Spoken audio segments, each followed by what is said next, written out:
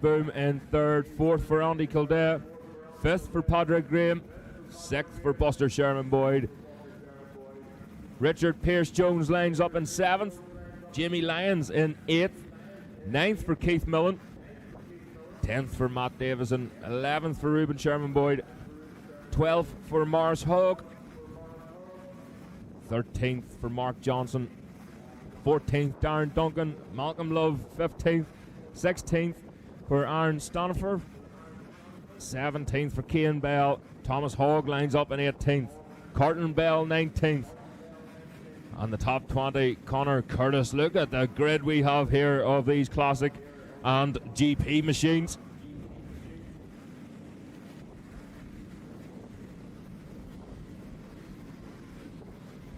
And the smell of two-stroke is amazing. Jimmy Lyons there warming up. Jimmy Lyons riding. It's actually a bike that I rode before for Mark Kirkpatrick. A very well-built TZ 350. And again, just getting used to it. And they're going to have to watch the throttle responses of these machines in these slippy conditions. Andy Kildare on the front row there, number 51, lap record holder from yesterday. But here we go then. They're told to watch the lights. The revs go up, and away they go. Machine revving off the line. Oh, Padraig Graham not getting a good start at all.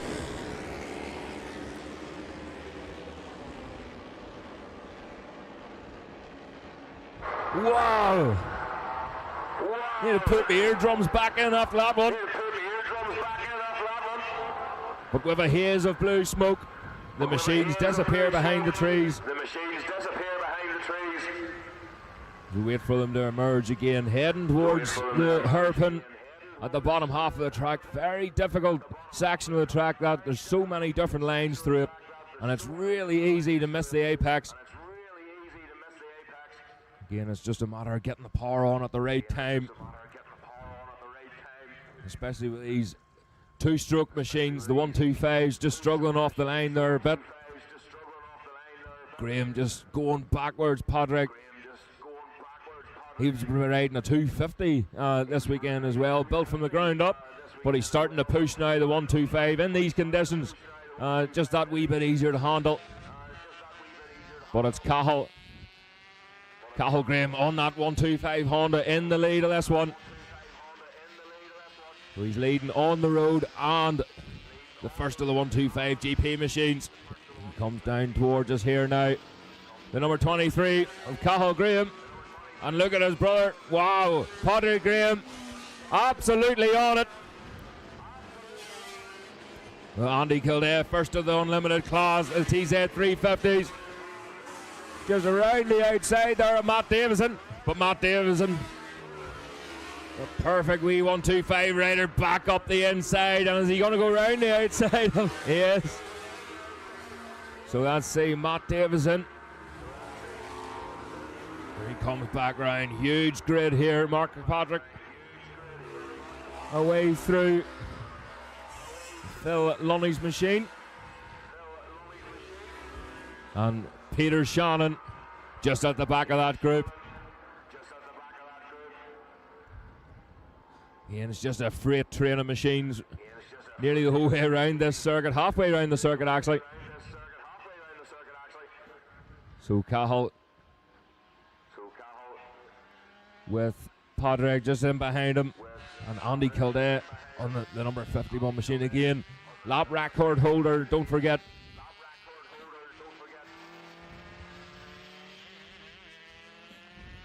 Andy yesterday was really on a charge. The gap last time back to Padraig was 3.4 seconds.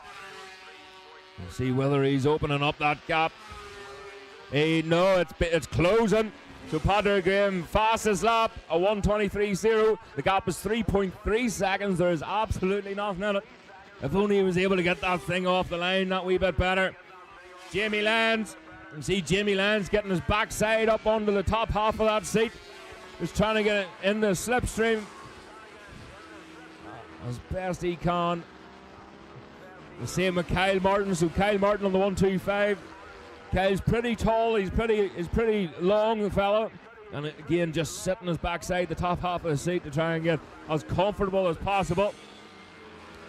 So, speaking of comfortable as possible, Kane Bell. So Kane Bell, he's pretty tall as well, and he's just struggling to get squeezed into that 350 Classic machine. On a lot of smoke out of that bike there, way past. So that machine, it didn't quite get a number, but it's definitely putting something down onto the exhaust.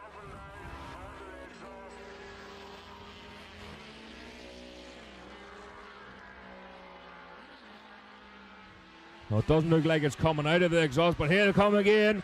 Oh, the gap has closed right up. Padraig Graham in the fastest lap once again in second place, a 121.2. Buster Sherman Boyd chasing down Andy Kildare on that big 1000, that unlimited machine. The V125 just sticking in the slipstream of it. So Richard Pearce-Jones, Jamie Lyons is on the charge now. The gap is down to 0.4 seconds. That's the race for 5th place.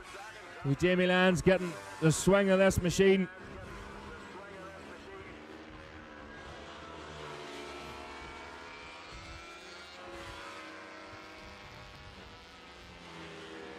The machine's making their way.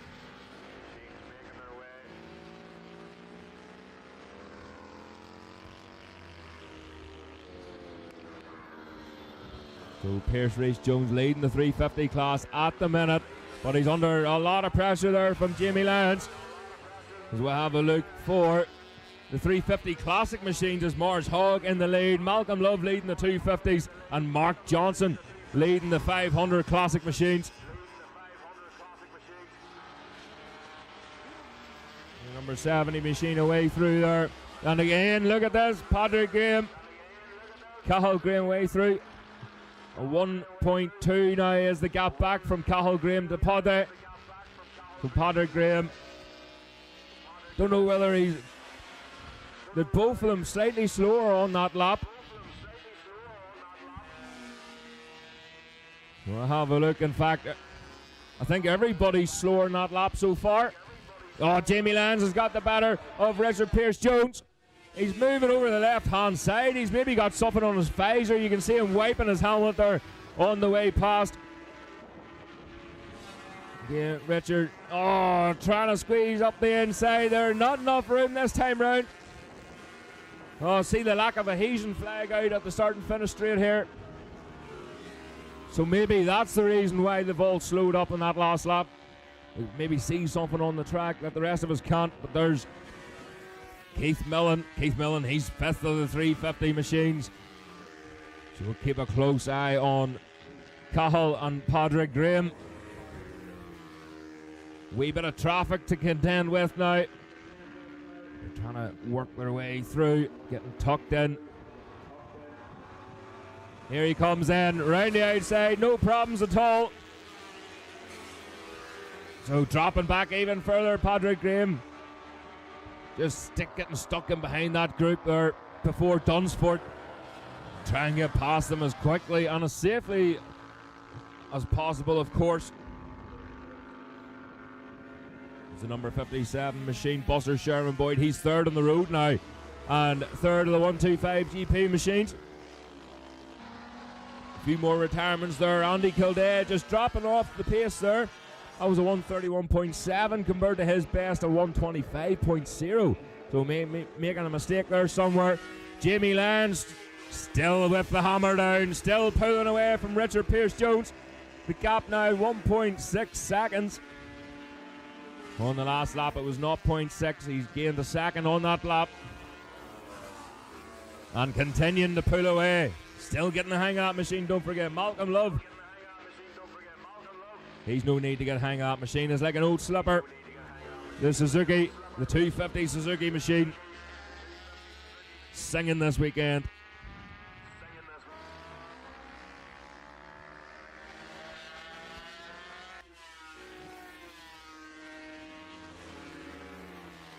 So the last lap flag being readied.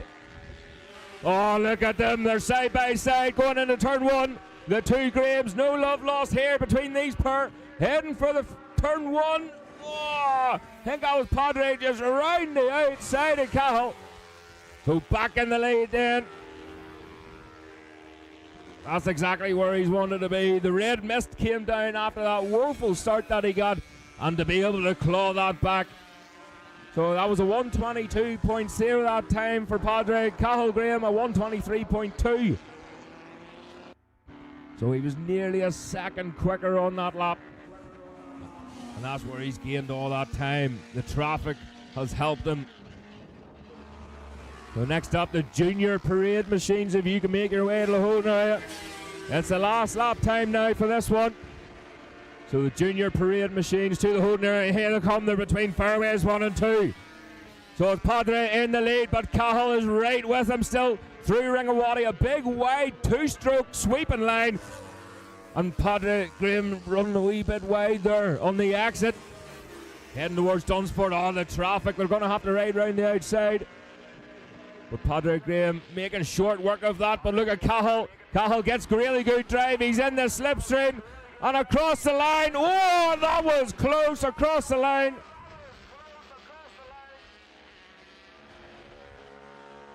So Padre Graham. So the last lap flag is still out. Are they still going? I think they're still going. The last lap flag is still out, and the leaders are still circulating. So he's got another chance at this one then. It was on my screen as the last lap, but obviously not, so we'll get another lap of fun.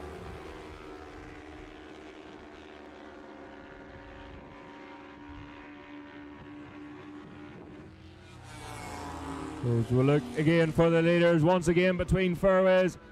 Through that chicane, really good drive. That's absolutely flat out, even in these conditions on one of these wee machines.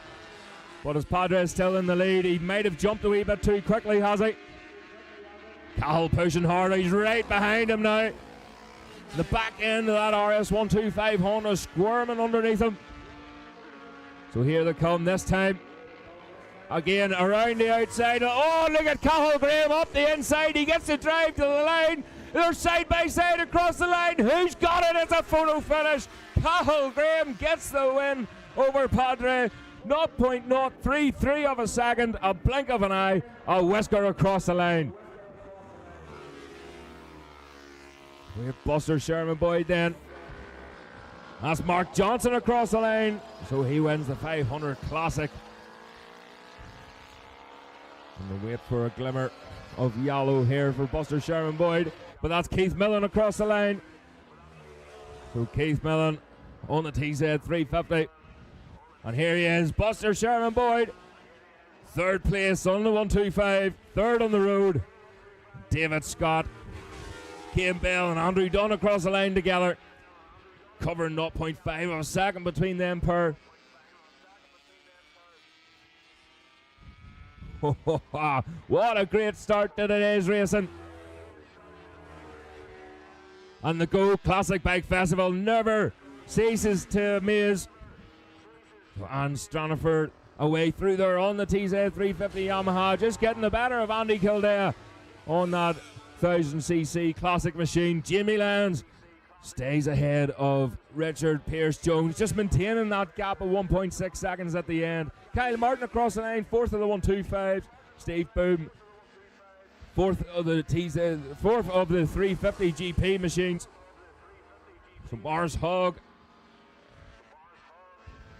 tucked in behind Steve Boom there. Mars Hogg, winner of the 350 classic machines.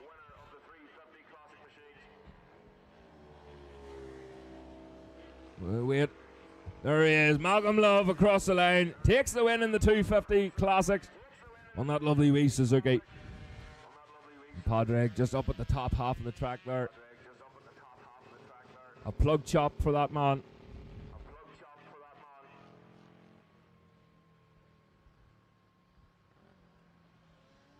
So again, another call for the junior parade machines. What a race that was.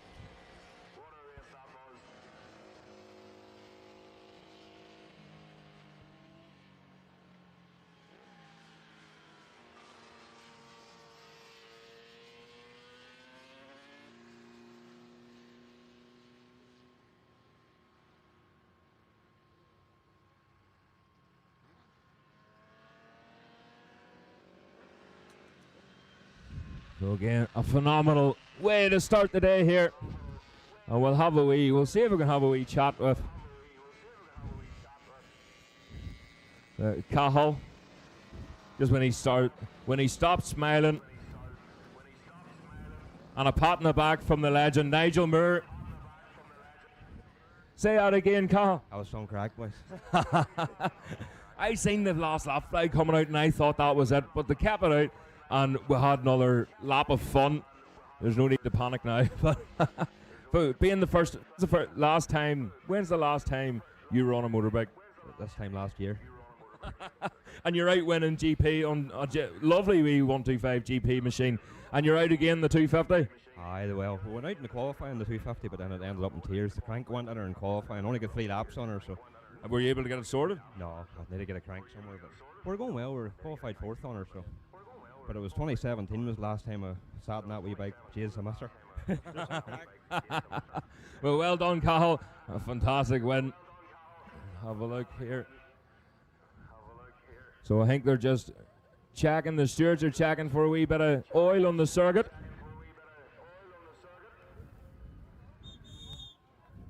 Andy, how did you feel with that one? A wee bit more of a lonely race, that one.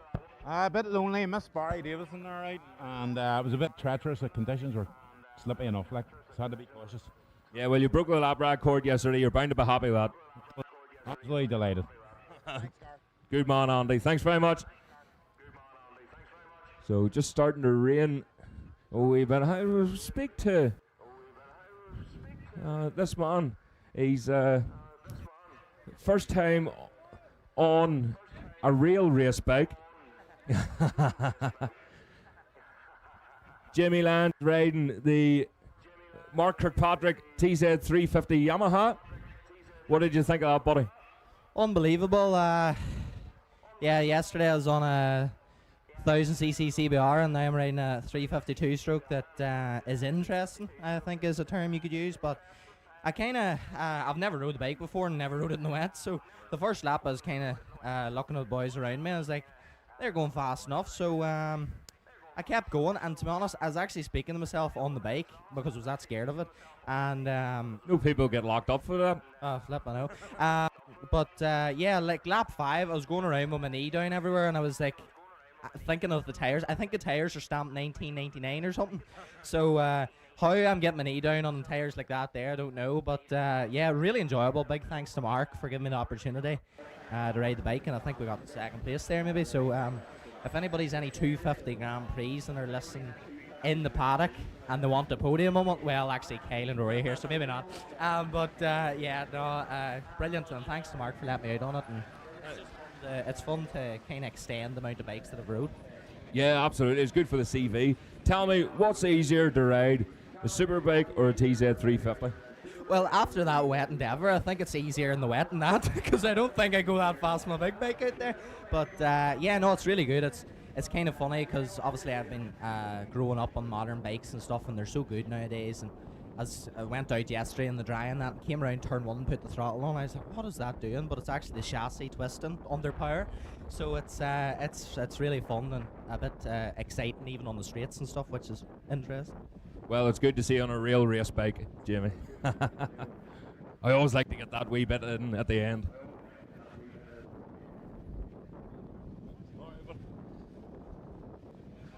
So the parade machines in the holding area ready to go. Again, just a few last minute checks and we can get things underway.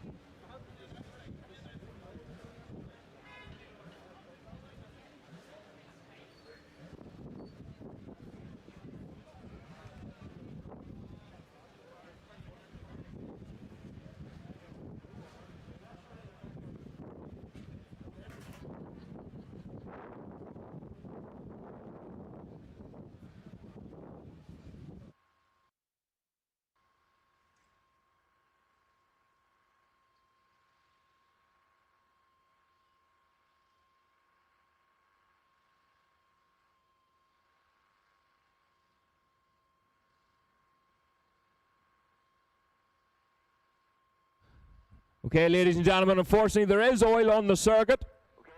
So the F. McClinton sweeper is going out for a lap. So McClinton's sweeper hire heading out onto the circuit to do his thing and get the track cleaned up as quickly as he can. Again, we'll take a wee water break here, get some fluids on, and that thing's definitely running red diesel. So we'll get some fluids on, we'll take a wee break, and we're back very shortly. I'll keep an ear out for any updates, and I'll keep you all posted.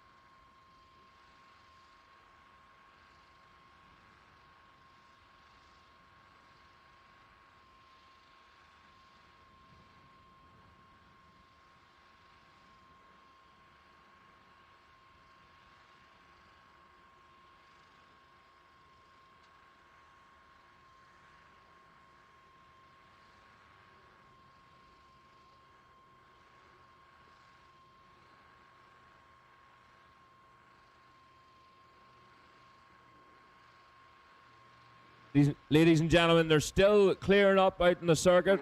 And the McClinton Street Sweep doing a great job, and all the marshals doing a great job. Again, if we hear any updates, we'll soon let you know.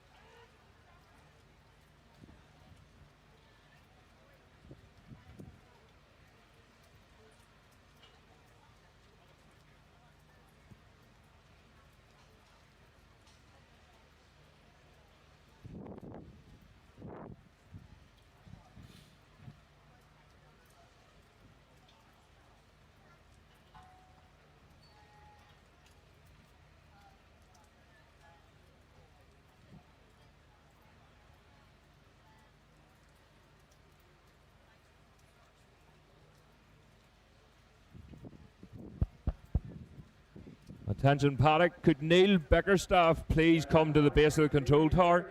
Neil Beckerstaff to the base of the control tower.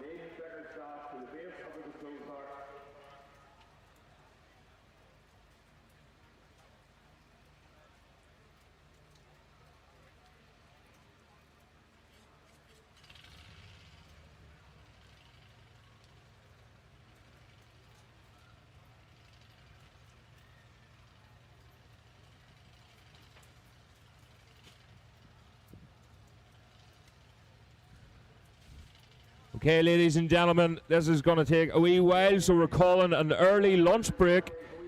And the marshals are doing their best to clear all this up. And again, the McClintock sweeper hire out on track, trying to clean up most of the mess. And the marshals sweeping away out there. So we're going to call an early lunch break.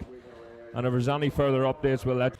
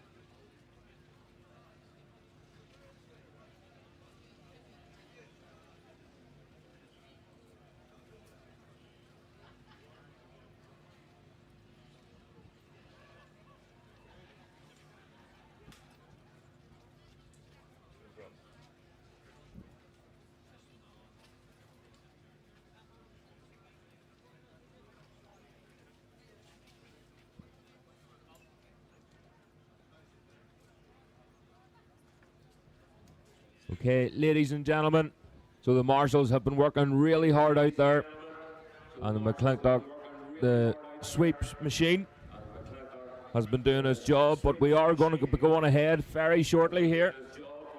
So hope you all enjoyed your extended lunch break, and we're going to continue on with the program.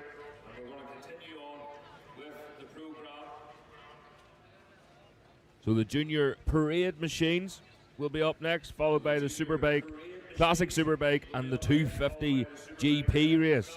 We will continue on with the senior parade, the Super Sport Next Gen, the sidecars, the lightweight parade, and the open invitation warm-up will now be the race.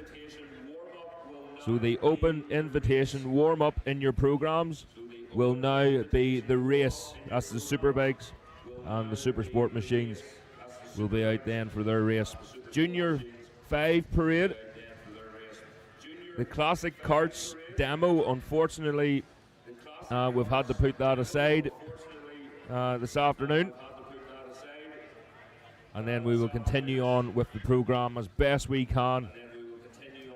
And we're hoping to get the the Bam Bams out as well for their parade demonstration. But we'll keep an eye on the time, we'll keep an eye on the weather and the programme moving forward. If there's any changes, we'll soon let you know. But we are going ahead then, and the junior parade machines will be up next.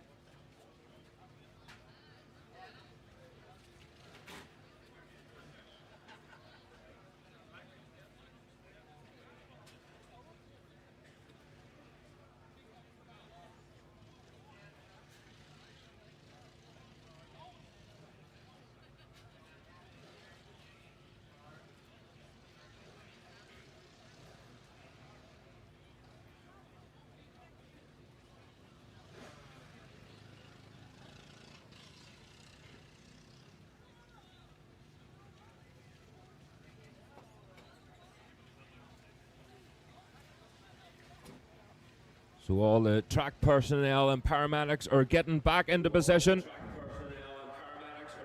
And it shouldn't be too long before we get things moving here. If the junior parade want to get themselves ready and start heading towards the holding area, and we can get you out on track very shortly.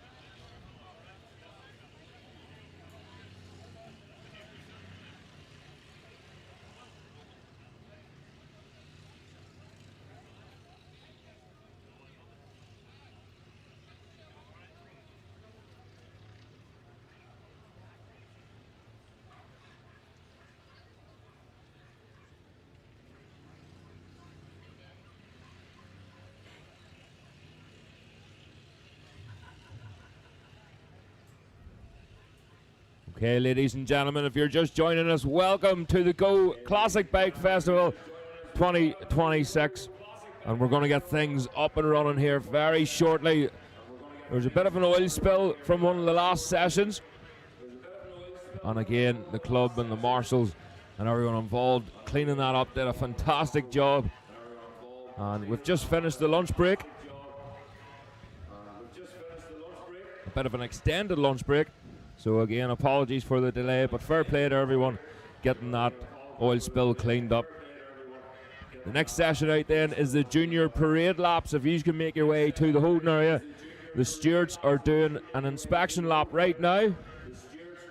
So once they're back, we can get things up and going very shortly here. And also, if anyone has a 530 chain or a 530 chain link that they could lend RJ Woolsey, or if you bring it up here or if you see him, that would be fantastic. So if you have a spare 530 chain or a 530 chain link, could you please get in contact with RJ or myself, and we're going to let him know that we'll have one for him. That would be fantastic.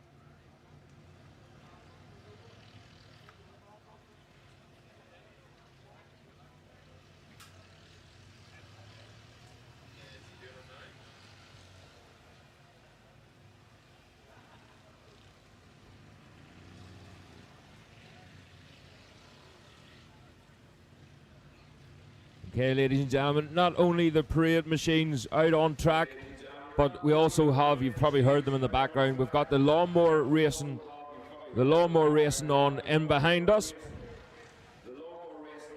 And I've just heard that Storm Stacey is actually taking part in that.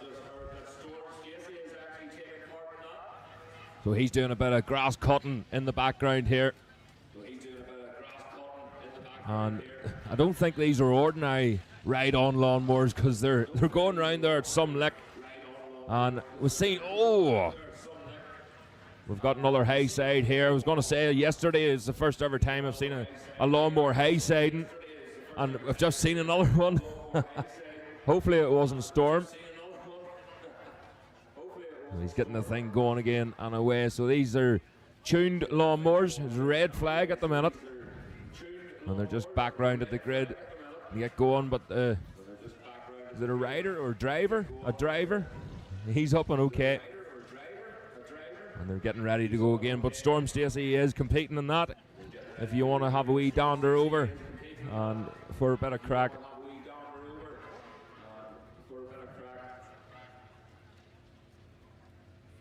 So the lawnmowers, they're away again.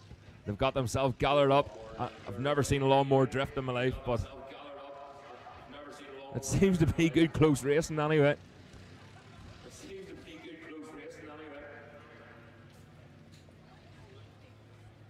So here we're just getting ready for the junior parade machines to go out onto the circuit. The stewards of the meeting are back, and I've given the all go ahead.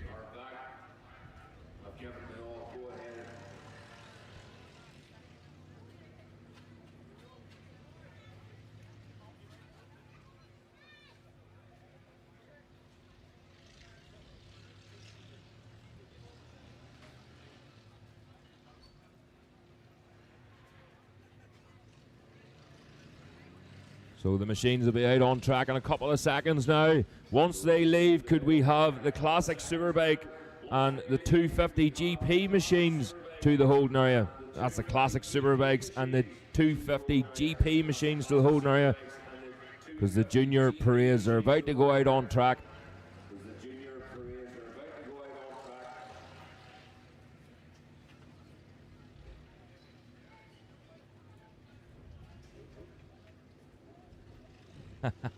Kitty running down pit lane, getting plenty of exercise in this weekend.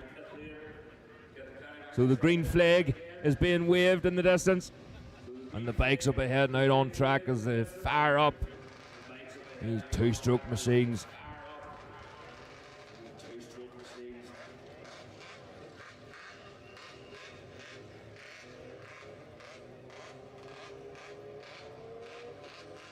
So the machine's heading out on track now. Slightly depleted, but you would understand these machines, some of these machines are priceless that are going out on circuit.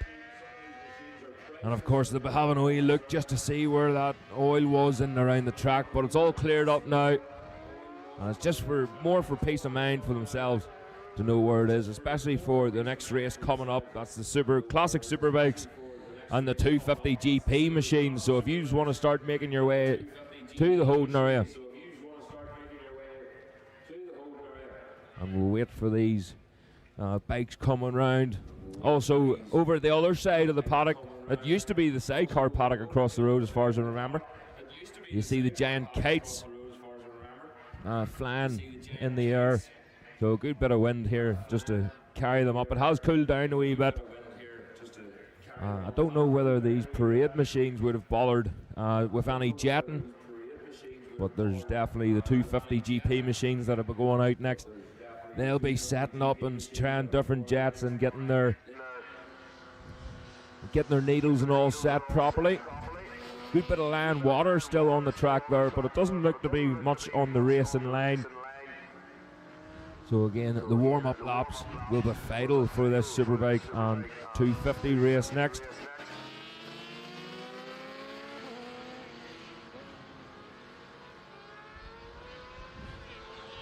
So again, Johnny Parker spinning the back wheel up on that R6 machine, and the lack of adhesion flags are out now, so some people call them the oil flags.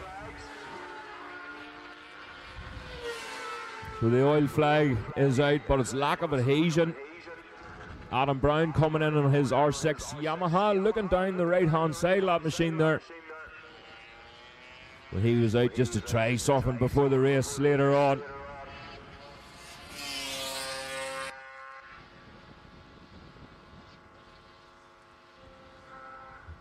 He's just nipping down pit lane to make some changes to that bike, and he might get out again.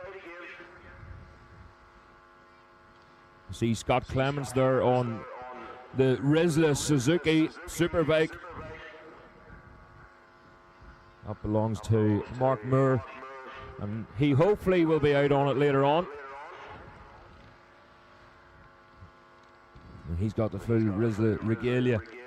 It's good to see that bike back on track again.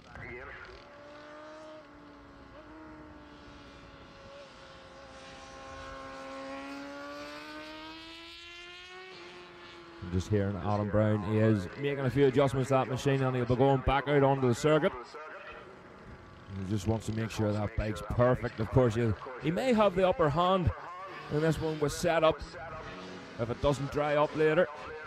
And Johnny Parker, wee bit easier that time coming through the top half of the corner. We heard it spinning up earlier on. Scott Clements on that Rizla Suzuki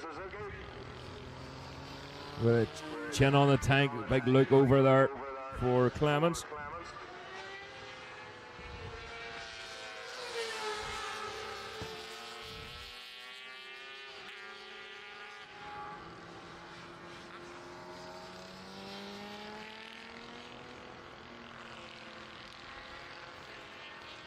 Scott Clements riding that Rizla. He races an R1 Yamaha now this season in the Ulster Superbike Championship. Wow.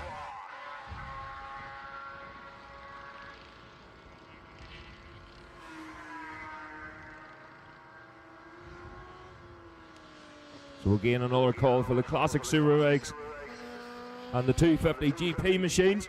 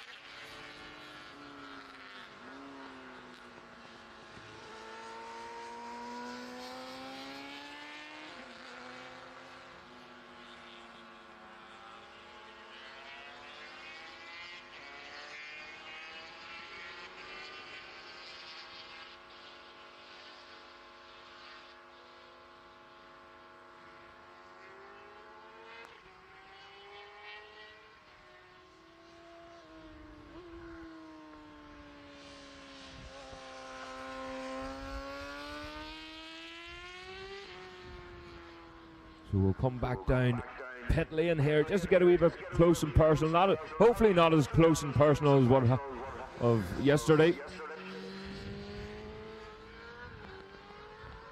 They are Parker racing R6 Yamaha.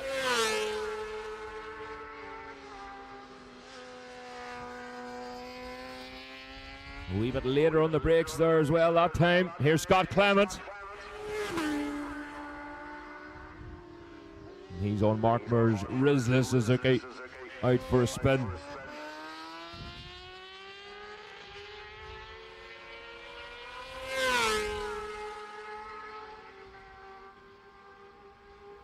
So we've got not only classic bikes, the modern race bikes, modern super bikes and super sport machines on track, and of course some classic wee 400 there, spitting flames. So again, another call for the classic superbikes and the 250 GP machines to the Holden area.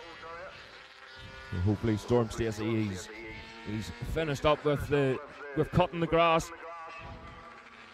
They can get back to some racing.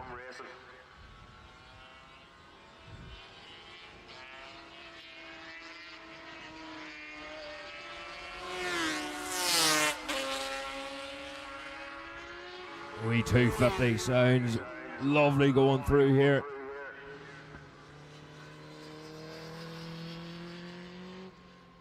The CBR 600 Honda. We've seen Philip McCallan yesterday out on his TT winning CBR 600 Honda, and it sounded really well going through.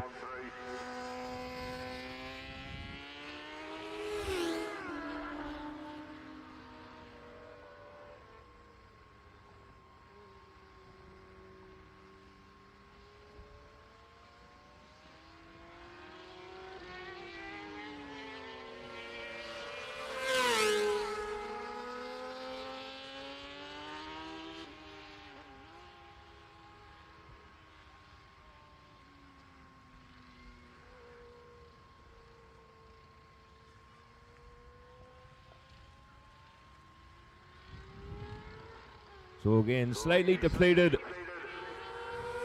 grid of machines out. We're saying that just some of them are so priceless. If you looked over Ian King's setup over there, the King Racing just in behind us, and the machines that he has there, Kevin Swansea, he's got Barry Sheen's machine. Steve Parrish was riding Barry Sheen's 500 yesterday.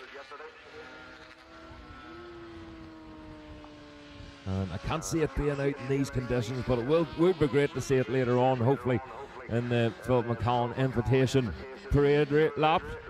I nearly said race, but sometimes it turns into that.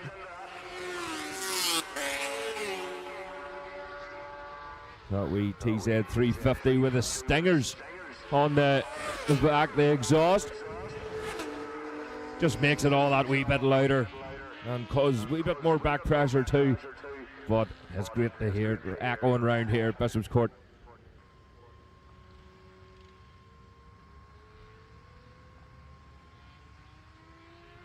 So that's the ZX6 machine.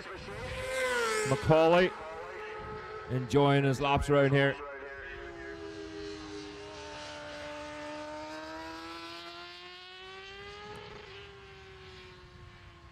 So another call, please, for the classic Superbikes and the 250 machines to the holding area. That's the classic Superbikes and 250 GP machines to the holding area. The checkered flag is now out for this session,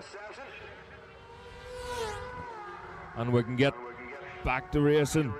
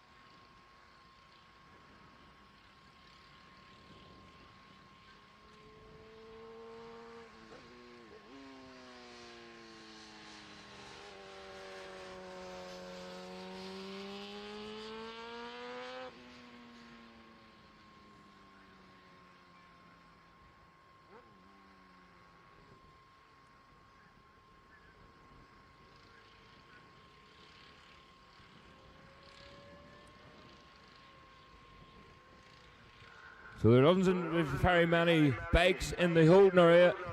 If the remainder of the classic Superbikes and the 250 machines please make their way to the holding area for your next race.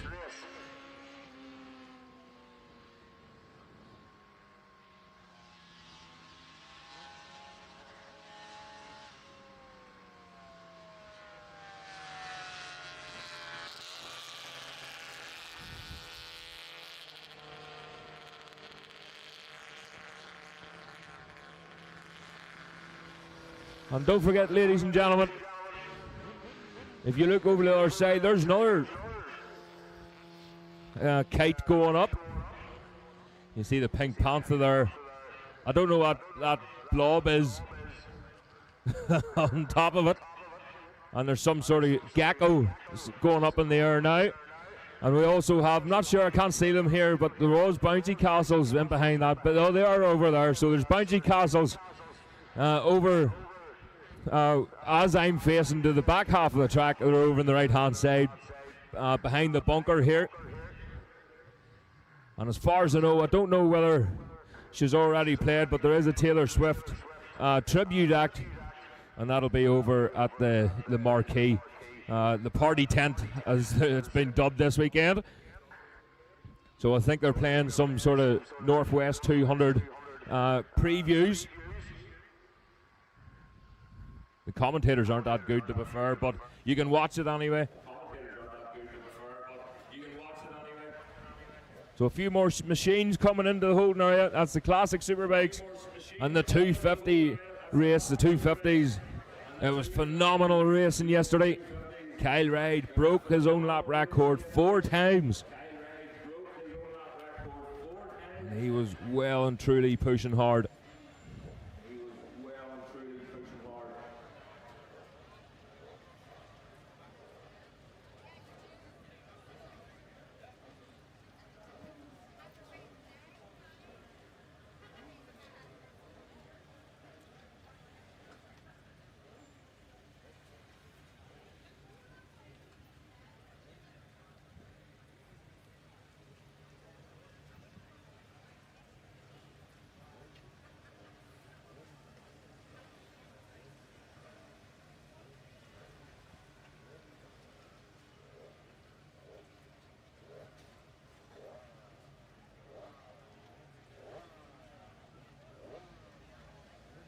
So with the Superbikes and 250 machines getting ready to go out onto the track for their warm-up lap.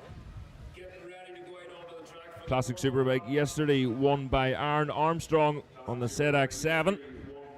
Hard Selby on the Suzuki was second. That's a slingshot Suzuki. Stephen McGill third. He worked his way up from, well, dead last on the grid really. He didn't get the start that he wanted. He made his way back up on that newly built Kawasaki ZXR 750 machine, and it'll be heading over to the Manx here straight after. George Halliday finished up in 4th. 5th was Harry McAleese. Corn Smith 6th, and 7th was Ian Smith. Ian Smith on the Ducati, the 916.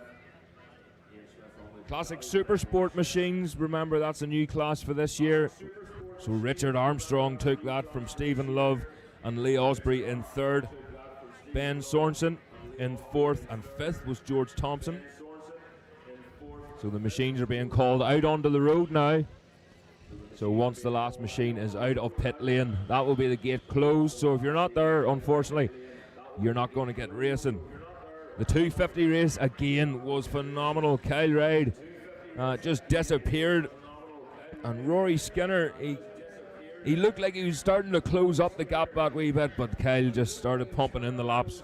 Thomas Lawler, great to see Lawler back on the podium in 3rd, and Alan Dixon in 4th. Storm Stacey didn't get the start that he wanted, unfortunately, and he pulled in after the first lap, but hopefully he can get that machine off the line. So between each class, they line up on the grid in this order. Kyle Ryde on pole from Storm Stacey in 2nd. Rory Skinner in 3rd. Cathal Graham in 4th. Richard Armstrong 5th. 6th is Thomas Lawler. 7th is Aaron Armstrong. 8th for Stephen McGill. 9th for Aaron Stanford. 10th for Barry Davison. 11th for Howard Selby. 12th for Harry McAleese. Corn Smith lines up 13th. Padre Graham lines up 14th, 15th for Lee Osprey, 16th for Carl Clancy, 17th for Michael McCurr, George Halliday 18th. Robin Heathcote will line up in 19th, and 20th for Ben Sorensen. few machines won't be joining us on the grid.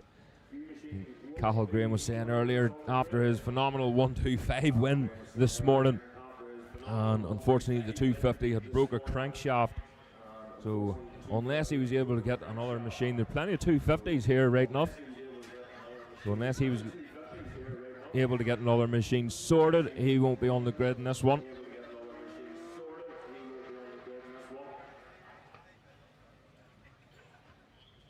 So the 250s, don't forget these machines, they'll be the corner speed that you can hold on these machines is something else. And they're cornering a lot quicker than the Superbikes will be.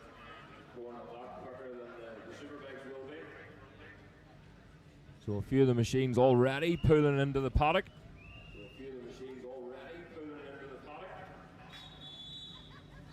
So George Halliday retiring, unfortunately.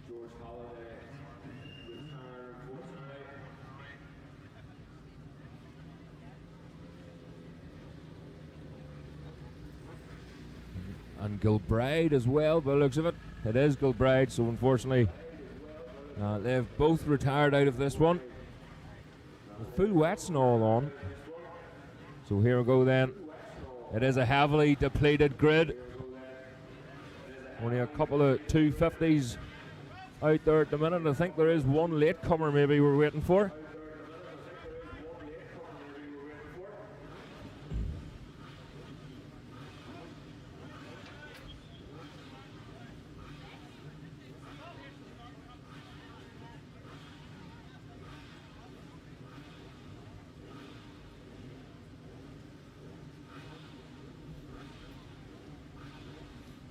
So there we go then.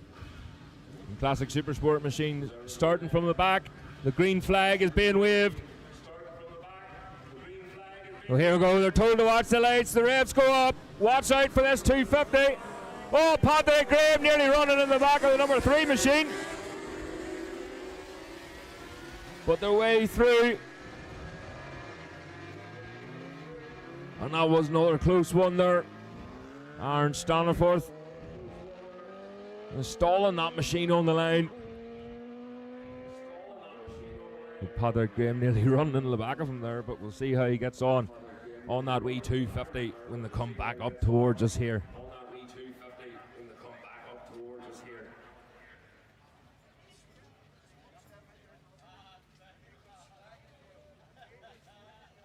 So at the hairpin heading up towards the chicane, you can see the rooster tails coming off the rear of them machines.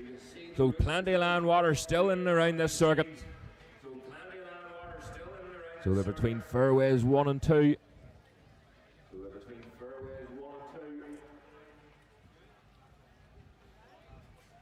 Very nice and smooth on the brakes. Just rolling and just touching the front brake through the chicane, through Ringawati. So Richard Armstrong with another great start there. We just can't see who that is in the lead. They're all bunching up in behind. Here we go then. Oh, it's the number 21 machine of Aaron Armstrong. What a start there for Armstrong. McAleese getting tucked in that McKillop racing machine. The S-Rod power there. Johnny Allen out on the 250. The Cleaver Brown 250. Richard Armstrong leading the Supersport, the Classic Supersports, Classic Superbikes, and leading on the road for Aaron Armstrong. Harry McAleese in 3rd, Howard Selby in 4th, 5th, and the first of the 250s for Padraig Graham. Lee Osprey just in behind him on the Classic Supersport machine, 2nd. Johnny Allen, he's 7th on the road, but 2nd of the 250s. Stephen Love in the Classic Supersport, he's 3rd at the minute. Robin Heathcote in 9th. Keith Millen in 10th, 11th for Aaron Stanford. So he's starting to work his way up ahead of George Thompson now. So we'll keep an eye on Aaron Armstrong and Richard Armstrong. At the head of this one, heading for Dunsford already. Harry McAleese taming that big S-Rod round Ringawati. So Richard Armstrong looks like he's catching down Aaron.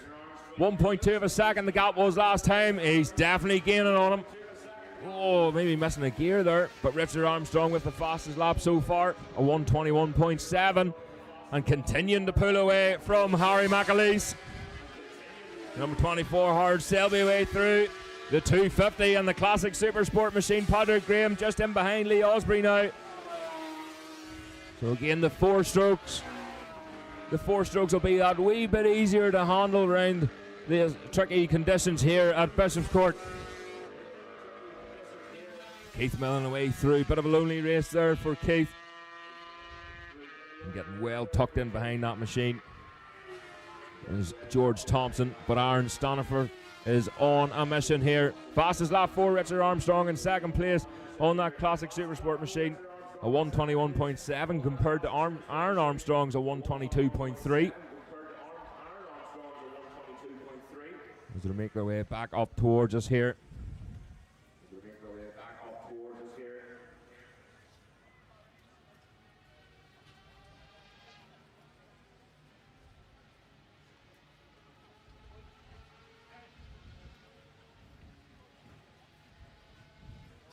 So the battle is on now for the ladies right in the slipstream. So that Super Sport, that classic Super Sport machine, seems to be out dragging the ZX7 of Aaron Armstrong into the first corner. He just doesn't have the legs. But Harry McAleese away through 1:24.9 that time for McAleese. But Lee Osprey, so Lee Osprey on the charge now, just behind Howard Selby. It was 1:27.2 that time, so everybody is up in the pace. Padraig Graham in sixth, still leading, still first of the 250s for Padraig Graham. A 1:01.2 back on Lee Osprey. On Staniforth, a retirement there for Staniforth. And Keith Millen away through on that wee 250 machine. So George Thompson back up to 11th place then. So the leaders, it's still Aaron Armstrong over Richard Armstrong. Through Ringawati, Harry McAleese still in third place, a lonely third place for McAleese. You see Richard pushing that machine hard. And you can see the bib indicates a newcomer for this season. Look at the drive that he got. And in the slipstream, moves over to the left-hand side again, but is he going to be able to tip in the inside? Oh, just Aaron Armstrong closes the door. He ups the pace too. That was a 1:21 for your leader, Aaron Armstrong. So the S-Rad of Harry McAleese away through the McKillop racing machine. Oh, look at Lee Osprey. All three of them, they're starting to close him down. Stephen Love is on the tail end of Lee Osprey now. They're in the slipstream. Oh, someone moves right over on the inside there. That was maybe up. Looked like Stephen Love and Lee Osprey up the inside. So he's up into 5th place. So Stephen Love on the move. Remember, he had to start from the back of the grid because he was late leaving the holding area. So the leaders, it's still Aaron Armstrong from Richard Armstrong in 2nd place. We'll call please for the senior parade machines. So the senior parade machines to the holding area. That's the senior parade machines to the holding area. Here we go, Richard Armstrong in the slipstream once again. The number 21 machine. There's nothing wrong with the speed of that machine. That's classic Super Sport machine. He just needs that wee bit extra there for turn 1. He could be just waiting. He wants a last minute dive here. Harry McAleese on the S-Rad. Lovely sounding thing.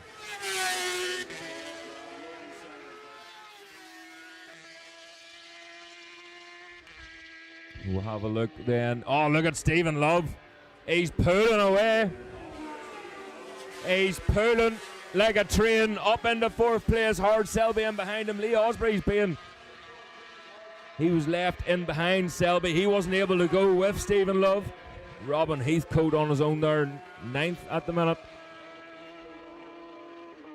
So again, another call for the senior parade machines to the holding area. So the last lap flag will be going out very soon.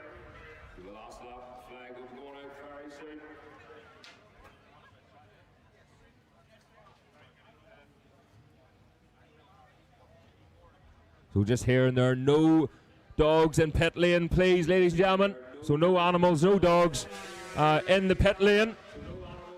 Here come the leaders again. Well, Keith Milne away through there. Aaron Armstrong, Richard Armstrong, as they were. Wee bit closer that time. The gap's down to 0.1 of a second. Oh, it was close through turn one again. So it's going to be a dive to the line, no doubt. Harry McAleese still in that third place. Battle going on further back. So Hard Selby still ahead of Lee Osprey in this one. And they're all starting to concertina up here through. Oh, Lee Osprey trying to ride round the outside of Selby, but out on the start finish. He needs to get into the slipstream of that superbike. But the 250 of Padraig Graham in behind. And look at Johnny Allen. What a ride there for Johnny Allen on the Cleaver Brown 250 Honda, tucked right in behind Padraig Graham. That's the 61 of Heathcote then.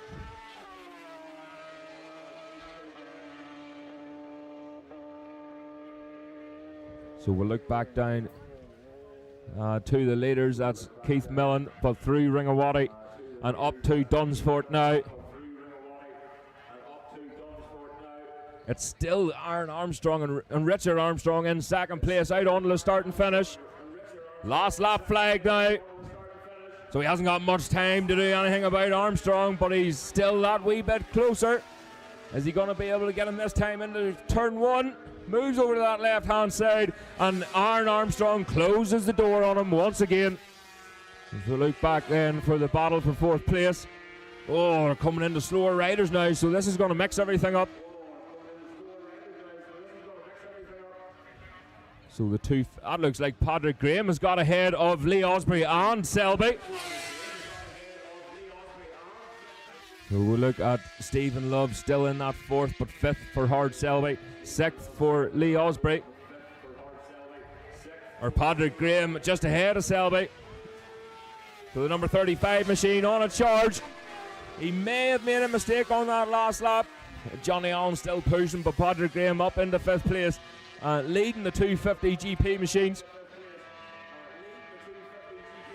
And that's Heathcote. We'll look back at the leaders through Ringawati, already heading towards Dunsfort. Aaron Armstrong still leading this one, but only just. Richard Armstrong is going to have to do something. Oh, he's right on his tail. He gets the power on really early, coming on the start and finish, pushed out to the white line. They're coming. That's going to be a close one. It's Aaron Armstrong that takes the win over Richard. That was well and truly a last-minute dive. But unfortunately, it just didn't work out there for Richard. So we'll see the 250 of Padraig Graham. He's caught right up to Stephen Love now. So here it come then. We just wait for number 191 machine of Harry McAleese. Takes the checker flag. Second to the Classic Superbikes. Third on the road. But Padraig Graham, is he going to out-drag this Super Sport machine? No, he's not. That 250 sharp. But Stephen Love across the line. Padraig Graham. Stephen Love second in the Classic Super Sport. Oh, it was close. Lee Osprey on Hard Selby. But it was Hard Selby that just got it over Lee. So the Classic Superbike for Hard Selby third. And third for the Classic Super Sport for Lee Osprey. And across the line, ninth on the road, but fourth of the Classic Superbike machines is Robin Heathcote. So another great race, although unfortunate depleted numbers in the 250 class. But still great racing here at the Go Classic Bike Festival at Bishop's Court. And we're looking forward to many more of them. So the senior parade machines will be up next.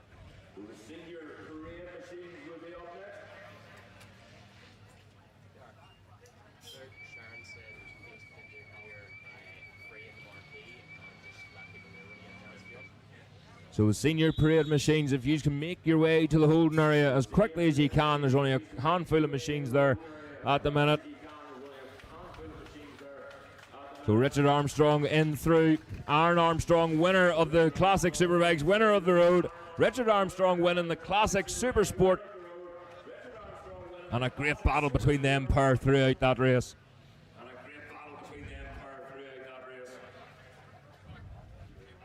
So just another wee add to the weekend. So there's a face painter in the marquee. So if you want to head to the marquee, there's a face painter there, absolutely free. I might get a wee Spider-Man design myself. But you can head over to the marquee, get your face painted.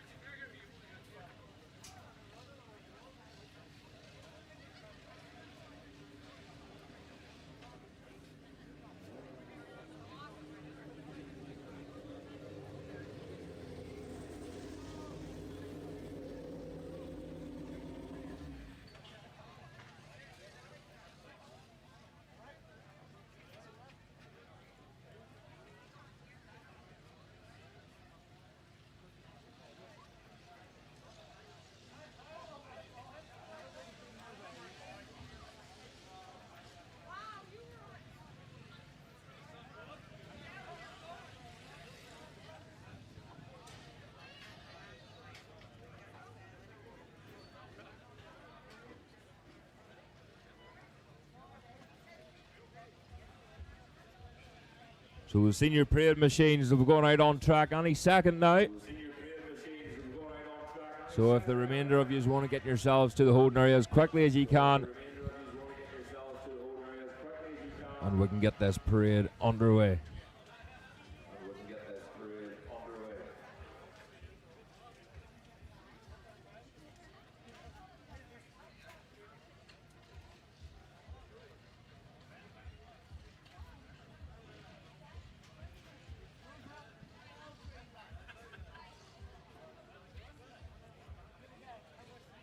So just hearing over at the marquee on the stage. I don't know any Taylor Swift songs myself, but there is someone singing on the stage, and I'm assuming that's the Taylor Swift tribute band. Sounds fantastic, so if you want to make your way over there and listen to some more great music.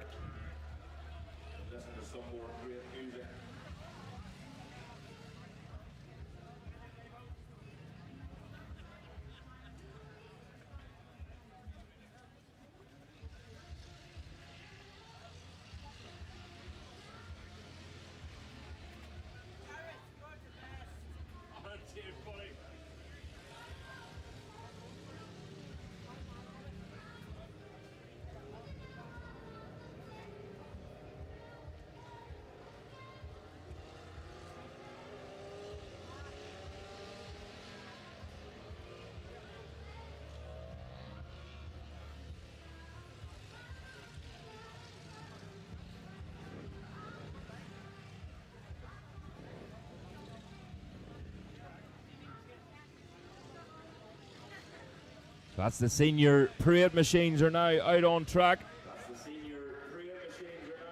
If the Super Sport machines want to make their way to the holding area, please. That's the Super Sport next generation machines to the holding area for your race coming up after this parade.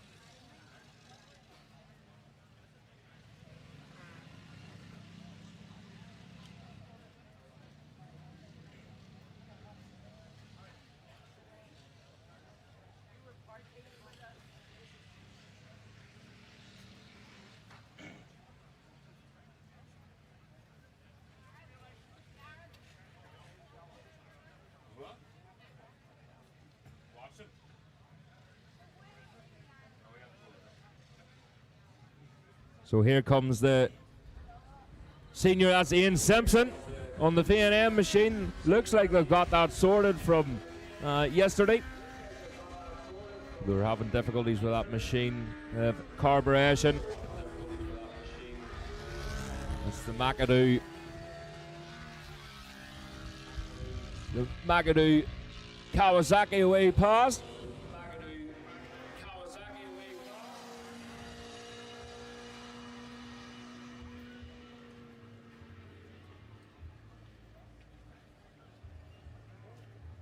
Again, very few machines out in this parade, because the ones that, well, we've seen them out yesterday.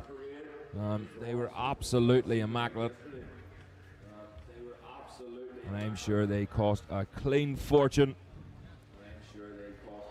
So a bigger Aprilia away through. I think that there was misfire. I think it was that machine misfiring yesterday. It sounds a lot better now. Ian Simpson was on stage last night during the chat show, sharing some stories along with Steve Parrish, Kyle Reid and Jeremy McWilliams.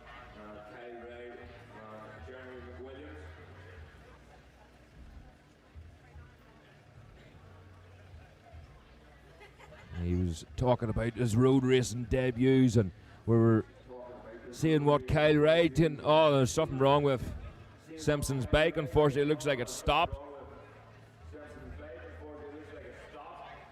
He's just trying to nurse it.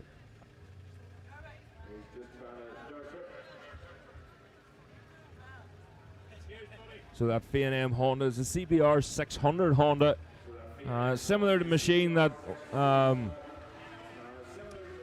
that Philip McCallan rode. Had a few Northwest 200 wins on it, TT wins. So the McAdoo sporting the Connor Cummins, the number 10 in the front.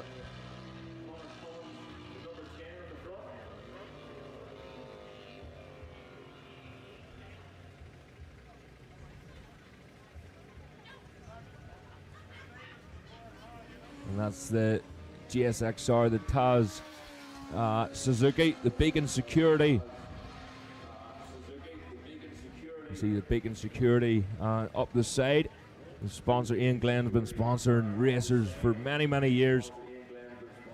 And I think we were talking yesterday about Carl Phillips and his Gary Jess replica helmet. So Ian Glenn actually helped out to hit the Beacon Security, the R1 Yamaha, I remember him riding. So Ian Simpson just coming into the paddock now. Unfortunately, that machine, I don't know if it's still running or not. There's something revving in the background. It is still running, but Ian says she's done a big poo. So unfortunately that won't be back out, I don't think. It does sound a wee bit lumpy there, trying to clear itself.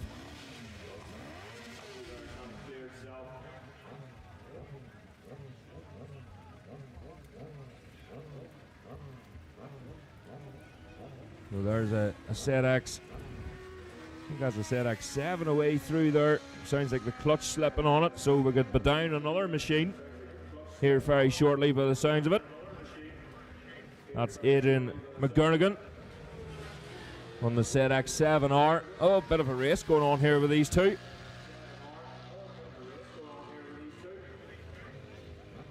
Well, it's the sort of conditions you can get carried away, especially out here. One of these machines, and it's still quite slippy, it's still quite wet out the back.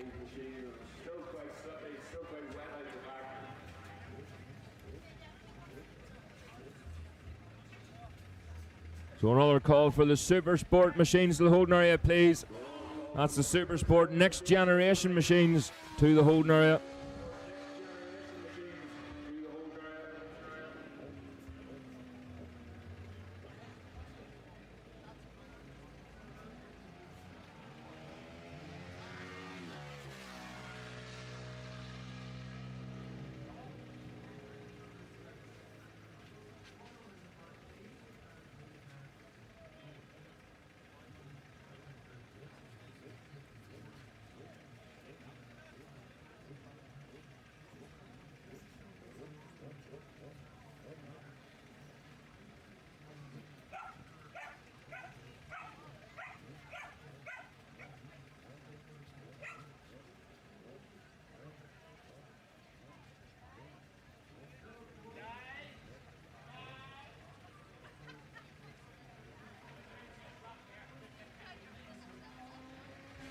So he sounds like he's just nursing that ZX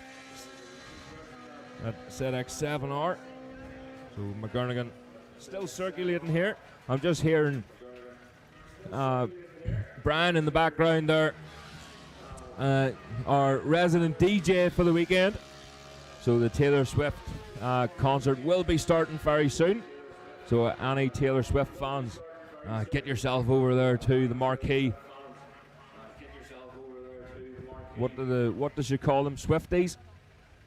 There's plenty of Swifties here, I tell you. I've seen a few last night.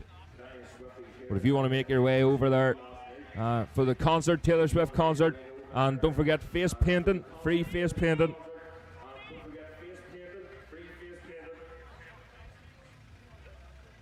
So the Supersport 600 machines, if you can make your way to the holding area, you're buried on track for your next race. That's the AJ Plumbing Supplies Supersport race yesterday. Yesterday it was a close battle. Adam Brown, Carl Phillips, Lucas Brown, but the winner, Richard Cooper, just pulled away, maintained the gap that he needed to. The BPE Russell Racing Machine. Mike Brown and Storm Stacey unfortunately not finishing. They slipped off during that race. Both riders okay. Storm Stacey enjoying some grass cutting today. That'll save Roy Bickerstaff doing cutting any grass after the weekend. But with Richard Cooper taking the win yesterday over Adam Brown. Adam Brown out in a couple of sessions earlier on, just trying a few things. He was looking down the right hand side of his machine. He made some adjustments, went back out again just to make sure everything was okay. So hopefully they've got that machine sorted for this race. Carl Phillips finishing third. He's on the Bell Bike Sport BMW Racing Ducati. So no Superbike this weekend for Carl. Of course, they were racing in England. And I think they've done better than what they thought, the whole team. So fair play to the Bell Bike Sport BMW Racing team. Lucas Brown then was on the Parker Car Transport Racing Yamaha. And he sort of came out of nowhere, hasn't he? He's right up at the point end straight away. Harry Truelove, he's on the R9 of the PBE Russell Racing Machine. So Harry Truelove, the number 44. Marshall Neal. So Marshall Neal in ninth. I'm not sure if that's right or not, looking at the timing machine, because Marshall Neal was riding the Russell Racing Machine. But he finished in 6th place. 7th for Ocean Maher. Ruben Sherman Boyd finishing up in 8th. Rob McCauley in 9th. 10th for Ross Martin. Andrew Wardy in 11th. 12th, Jack Cadwell. James Tracy finishing off in 13th. 14th was Alexander Rowan. 15th for Adam Carey. 16th for Nicky Burns. 17th for Jamie Dixon. Keelan Smith in 18th. 19th Paul Cranston. And Ian Wardy in 20th. But again, the conditions completely different today, and we can expect some changes in these results.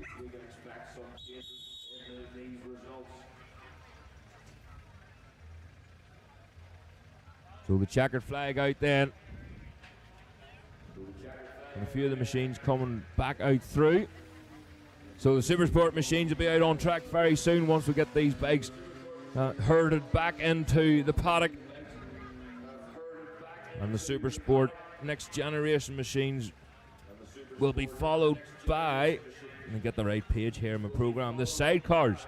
So after the Supersport, we'll see the slide cars out on circuit.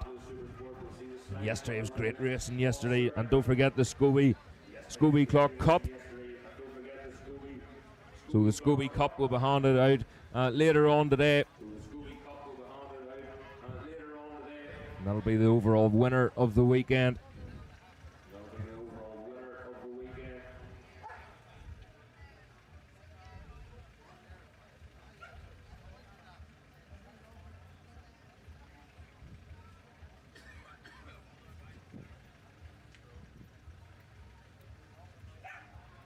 So the remainder of the senior parade machines coming back into the paddock, and the next generation Supersport 600 race will be up next.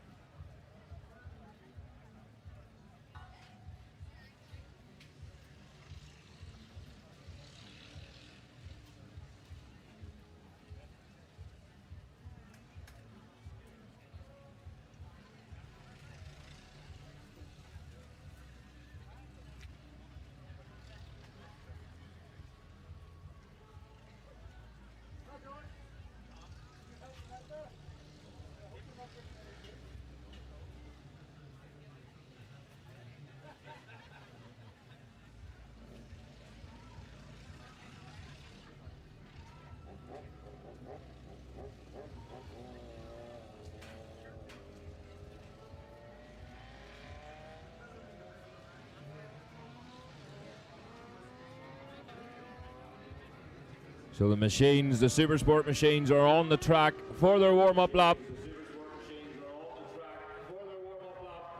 So Richard Cooper lining up on pole position with Mike Brown in second. Carl Phillips lining up in third.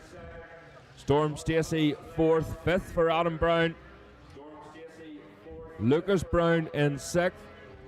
Seventh for Ocean Maher. Jeremy McWilliams lines up in eighth. Ninth is Rob McCauley. 10th for Harry Truelove. Marshall Neal lining up in 11th. 12th for Jack Caldwell. 13th for Reuben Sherman Boyd. 14th for Simon McCullough. James Tracy in 15th. 16th Ross Martin. 17th for Adam Carey. 18th for Alex O'Grady. 19th for Andrew Wardy. And 20th for Alexander Rowan.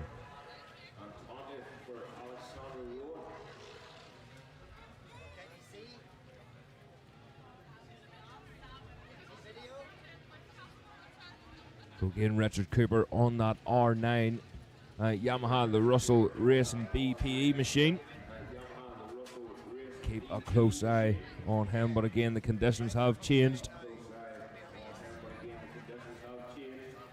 Richard Cooper coming off the back of an Armoy win on his debut. There is Adam Brown. And Lucas Brown just lining up there in the second row, getting himself comfortable.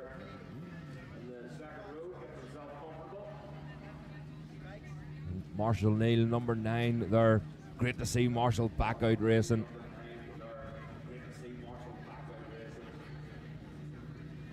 Richard Cooper taking his position there in pole.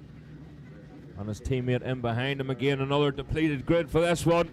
But they're getting ready. Watch the lights. And away to go. Oh, great start for Mike Brown, but look at Richard Cooper. Richard Cooper is away. And they don't want to let him get away too far. They need to show him the front wheel or two. Oh, Mike Brown right with him there. Looks like he's tucked into turn 1 in the second place. But Richard Cooper getting the whole shot. As they disappear behind the trees. You see them heading towards the hairpin. Still all bunched up. Cooper is not getting away as quick as what he did in the first race yesterday. And coming back up towards us now. Tipping into the first chicane. And this is where they have to get the drive on through the back half of the track. Between fairways 1 and 2.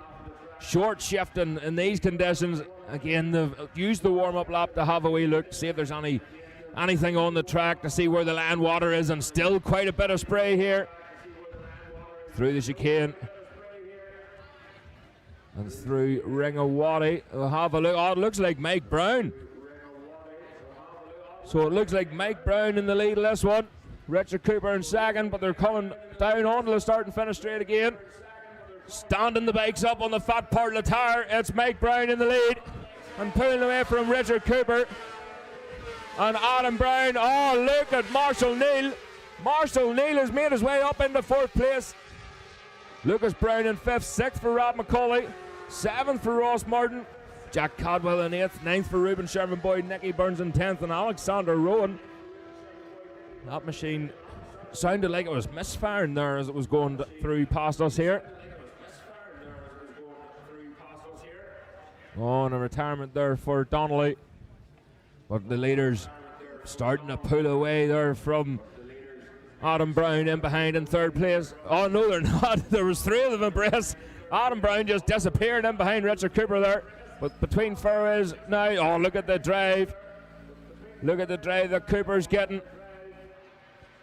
Through the chicane, they're closed right back up again, heading for Ring of... Oh, Richard Cooper right on the outside. Oh, tucks it in the inside of Mike Brown. So Mike Brown demoted to 2nd place, but they're nearly side by side coming up through Dunsford. So the R9 Yamaha of Richard Cooper in the lead. Mike Brown, oh, sliding that R6 in behind him. Trying to get the drive on nice and early. Meantime, Adam Brown, he's starting to get on the tail end there of Mike Brown. Marshall Neal still holding on in that 4th place. Lucas Brown in 5th. Nicky Burns up into 7th place now, just behind Rob McCauley. And we'll wait to see. Oh, Alexander Rowan, he's pulling in, so he's retired from this one. Through turn 1, so fast through turn 1, a real late apex, so it can line up turn 2 and get the drive. There's a wee bit of a hill and a kink on the left-hand side there before braking for the hairpin.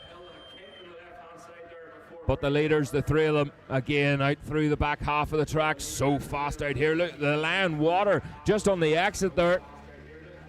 The sidecar machines coming up next if you can get yourselves ready. So through Ringawaddy, it's still Cooper from Mike Brown and Adam Brown in 3rd. You see Marshall Neal under a bit of pressure. Well, not for long. Lucas Brown's got ahead of Marshall Neal up into 4th place now on the Parker Transport machine. Mike Brown in the slipstream of the R9. He moves over to the left-hand side. Mike Brown's going to try and make a move up the inside, but Richard Cooper closes the door and he maintains that lead. Fastest lap goes to Mike Brown, a 1:14.0. He's only 0.1 of a second back on Cooper when he crossed the line, but he tried to slip it up the inside there. But Cooper slammed the door in his face. Lucas Brown now ahead of Marshall Neal. Rob McCauley just in behind, so the Kawasaki going to get his legs stretched here as they find the grip levels, they find their confidence on this circuit. Yesterday it was dry all day, a perfect day yesterday for racing, and today it's just threw in something a wee bit extra here. Lucas Brown pulling away from Marshall Neal already, but at the front Mike Brown is thinking about making a move into the chicane there. He nearly had to just stop it where it was, but in through Ringawaddy heading for Dunsford. You can see the luminous wings on that R9 Yamaha. The R9, he nearly has to stop the R9 into the corner. It's more like a Kawasaki riding style than it is a Yamaha. They're just slightly different. Oh, again, Mike Brown in the slipstream, moving over to the left, but he doesn't. The R6 just doesn't have the legs. They're absolutely side by side going through turn 1. So the battle then. Ross Martin just ahead of Ruben Sherman Boyd and Jack Cadwell. So Martin with the V2 Ducati. Loads of torque in that machine. Again, the V2 Ducatis, you have to nearly ride them like a superbike. You have to get them on the fat part of the tires quickly as possible so you can get the V2 torque down onto the ground, down onto the tarmac. So the leaders, the three of them at the front, still neck and neck here. Between fairways, short shifting. Down 2-3 gears and just tipping it in, not squeezing too much of the front brake. Richard Cooper, a real good drive out of fairways 2 there, so he's gained a wee bit of a gap on Mike Brown now. So Lucas Brown, last lap it was Lucas Brown with the fastest lap, so he's on a charge of 1:13.5, but I don't think it's going to be enough. Richard Cooper, the number 47 machine, the gap is now up to 0.7 of a second. Oh, Lucas Brown with the fastest lap again, a 1:12.9 for Lucas Brown on the Parker Car Transport machine. The battle continues then for Marshall Neal. Rob McCauley getting tucked in behind, so Rob McCauley well and truly on a charge now. You see Lucas Brown. Richard Cooper posted the fastest lap before Brown got across the line, a 1:13.1. Lucas with a 1:12.9. And he's only 3.5 seconds off the back of Adam Brown in 3rd place. So he's going to continue to push with this one. He's got plenty of confidence now. Oh, I think he's closing the gap even further. Lucas Brown so quick through that section. Up towards Ringawaddy. Steady away there for Richard Cooper. You can see him picking that machine up before he gets the power down. Through Dunsford, real tricky on the exit there. There's a bump just on the apex as you exit that corner. You have to be careful with getting the power on. Lucas Brown across the line. The gap's down to 2.7 seconds, so he can sniff this podium. Marshall Neal still in that 5th place. Nicky Burns then up into 6th with Rob McCauley just behind. In the slipstream, Reuben Sherman Boyd, Ross Martin. Reuben Sherman Boyd on the Honda. Thinks about moving over to the left, but he stays in behind that V2. He may just be waiting for this last lap to make a move on him. But we'll go back to the leaders. I think Lucas Brown is going to have anything.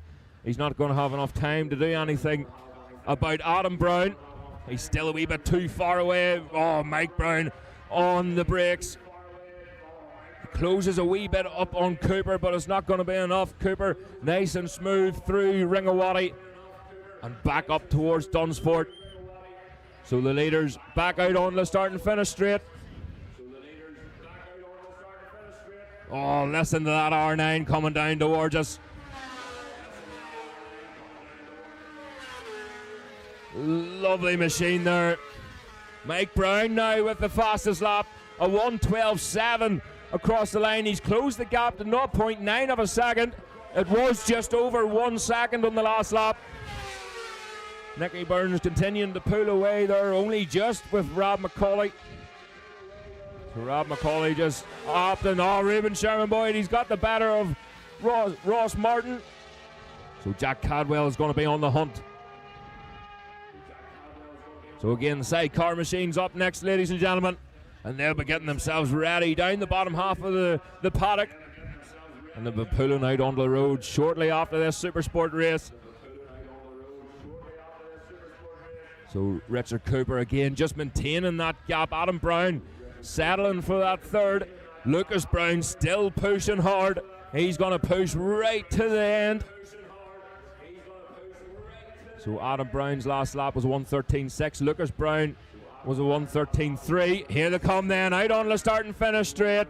Richard Cooper takes the win for Russell BBE, and Brown in second. Adam Brown then in third, and Lucas Brown, all the Browns across the line. 1.6 of a second the gap was down to from Adam to Lucas Brown. Marshall Neal then, what a result there for Marshall Neal, 5th place. Nicky Burns pulling away from Rob McCauley in 6th, Rob McCauley 7th, and Reuben Sherman. Look at the gap that Reuben Sherman Boyd made on Ross Martin on that last lap. So over 2 seconds, 2.7 seconds on that last lap. And that was Reuben Sherman Boyd's fastest lap of the race, a 1:14.5. He was running in the round 1:16s. So he could have pulled a wee bit earlier on him, or he's just found the confidence on that closing stages of that race. So a fantastic win there for Richard Cooper. Fastest lap was for Cooper, a 1:12.7. Mike Brown, a 1:12.7. Adam Brown, a 1:13.6. Lucas Brown in 4th with a 1:12.8. Marshall Neal in 5th, a 1:15.1. Nicky Burns in 6th with a 1:15.2. Rob McCauley in 7th, a 1:15.1. So they could have been up there battling with Marshall Neal. Reuben Sherman Boyd, a 1:14.5. So he could have been ahead, well ahead of Marshall Neal playing that race, but he was battling with Ross Martin in 9th. He's a 1:16.0. Jack Cadwell in 10th with a 1:16.0.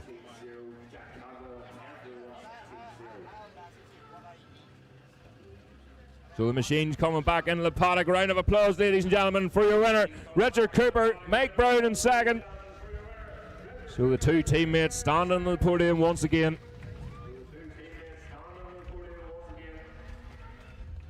And what a run there for Lucas Brown on the Parker Transport machine, but 3rd place for Adam Brown.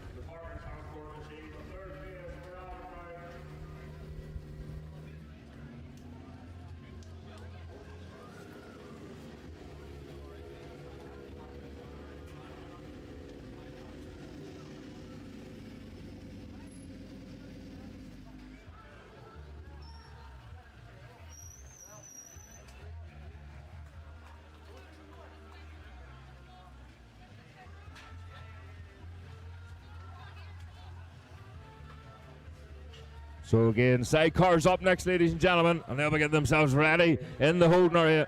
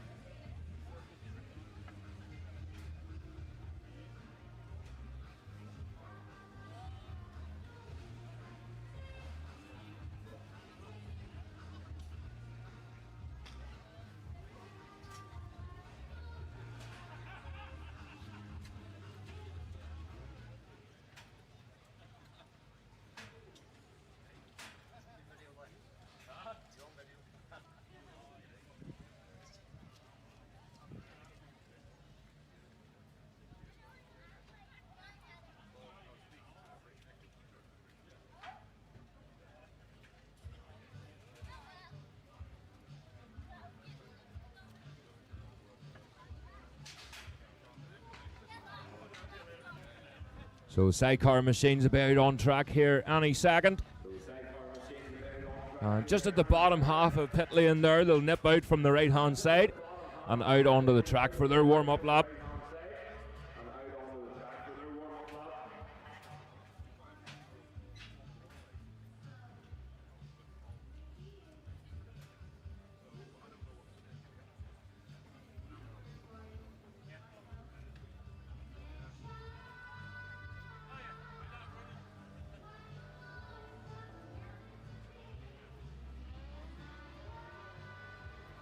So that's the Sidecar Machines out for their warm-up lap. Taylor Swift in the background. So again, any Swifties out there, if you want to make your way over to the entertainment marquee. I called it the hospitality marquee earlier on. There's a bit of confusion. So over in the entertainment marquee, Taylor Swift on stage. Hopefully we don't interrupt her too much.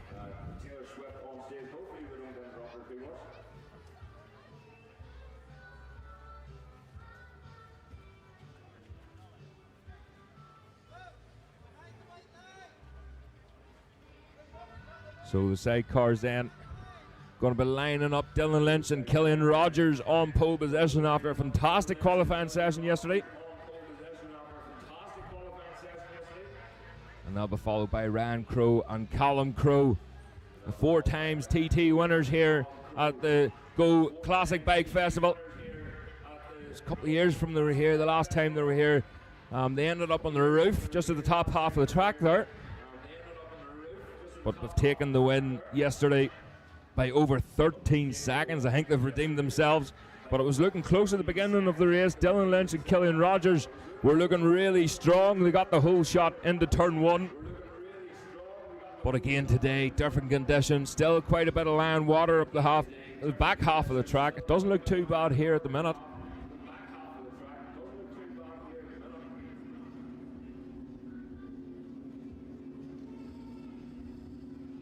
So Derek Lynch, Anto McDonald finishing 3rd then. Wayne Lockie and Ben Binns in 4th. 5th was Darren Hope and Lenny Bumfrey. Terry O'Reilly and Mark Gash finished 6th. 7th for Tony Willis and Ian Harron.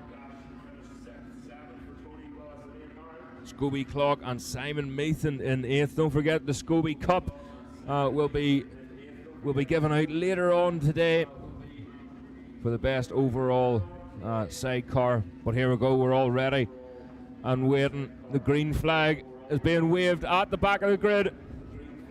They're told to watch the lights. Oh, away they go. Quick start there as they spin their way off the line. So Ryan and Callum Crowe thinking they're getting it handy there, but Dylan Lynch and Killian Rogers side by side going in through turn 1. But it looks like the Crowe brothers have it. They've closed the door on Lynch. And they're into the lead. The whole shot. They needed that whole shot. They lost out yesterday. But they're on the charge now.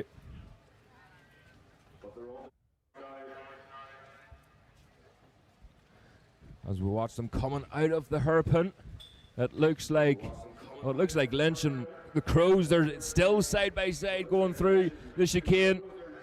Oh, it's Dylan Lynch and Killian Rogers in the lead of this one. They get the drive between fairways. And Derek Lynch, Anto McDonald close in behind as well. So the Crowe brothers in a Lynch sandwich, but not for long.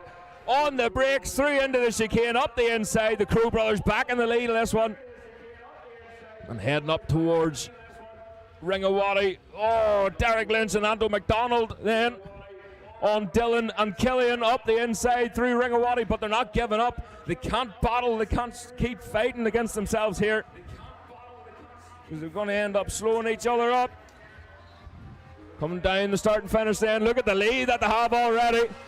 Ryan Crowe, Killian side by side, the 2 Lynches. But it's still Dylan and Killian Rogers in front, but only just from Derek Lynch and Anto McDonald. Wayne Lockie and Ben Binns in 4th place then. Darren Hope and Lenny Bumfrey in that 5th place. 6th for Terry O'Reilly and Mark Gash, Scobie Clark and Simon Meathan in 7th. Tony Willis and Ian Horn dropping back. Not where they want to be. They're in 8th place there at the minute. Philly Newton, Derek Keaton. He's in 9th. Randonine and Calvin Brown just in behind, but they're coming back up towards us here. The Crow brothers still maintaining a wee bit of a gap there, but they're not getting away as quick as what they wanted to. So the two Lynches are going to have to start working together to close them up ever so slightly, perhaps using that first lap as just a wee bit of a taster. Oh! That was Derek Lynch, Anton McDonald again trying to squeeze up the inside of Dylan and Killian. But they close the door on them up through into Dunsford. Back out, slipping and sliding their way, screaming for grip. Back out on the start and finish. The number 46 machine, Dylan Lynch, Killian Rogers, touching the white line, using all of the track and a wee bit more. They cross the line. Lynch and Rogers posting the fastest lap at 1:22.7, only 1.4 of a second off the Crows, so they're starting to close back in on the Crow brothers. Scobie Clark away through. So Lynch and McDonald still in that 3rd, just in behind, but again pushing on Dylan and Killian. Wayne Lockie and Ben still in that 4th place. Scobie Clark away through there, Simon Meathan. So he's got a second between the pair of them.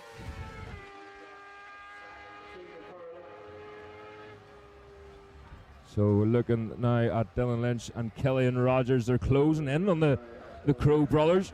We'll have a look at that gap just before they cross the line. So the gap last time was 1.4 of a second. Remember, Lynch and Rogers with the fastest lap so far, 1:22.7. Oh, the Crow with the chair up in the air. Callum holding on for grim death here, coming out on the start and finish. Again, all the weight on that back tire. Ryan Crow, Callum Crow with the fastest lap. No, not for long. Dylan Lynch, Killian Rogers again, reeling in another 200th of a second there. They haven't made life easy for themselves. Great battles for them back. Hope and Bumfrey, Terry O'Reilly and Mark Gash in the slipstream, struggling to get past there, just hasn't got the legs in that machine.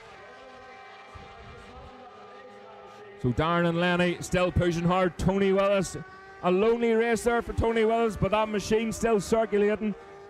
So Tony Willis and Ian Harden have had difficulties with that machine for most of the season. So they haven't been able to sort it, but it sounded okay there yesterday as well.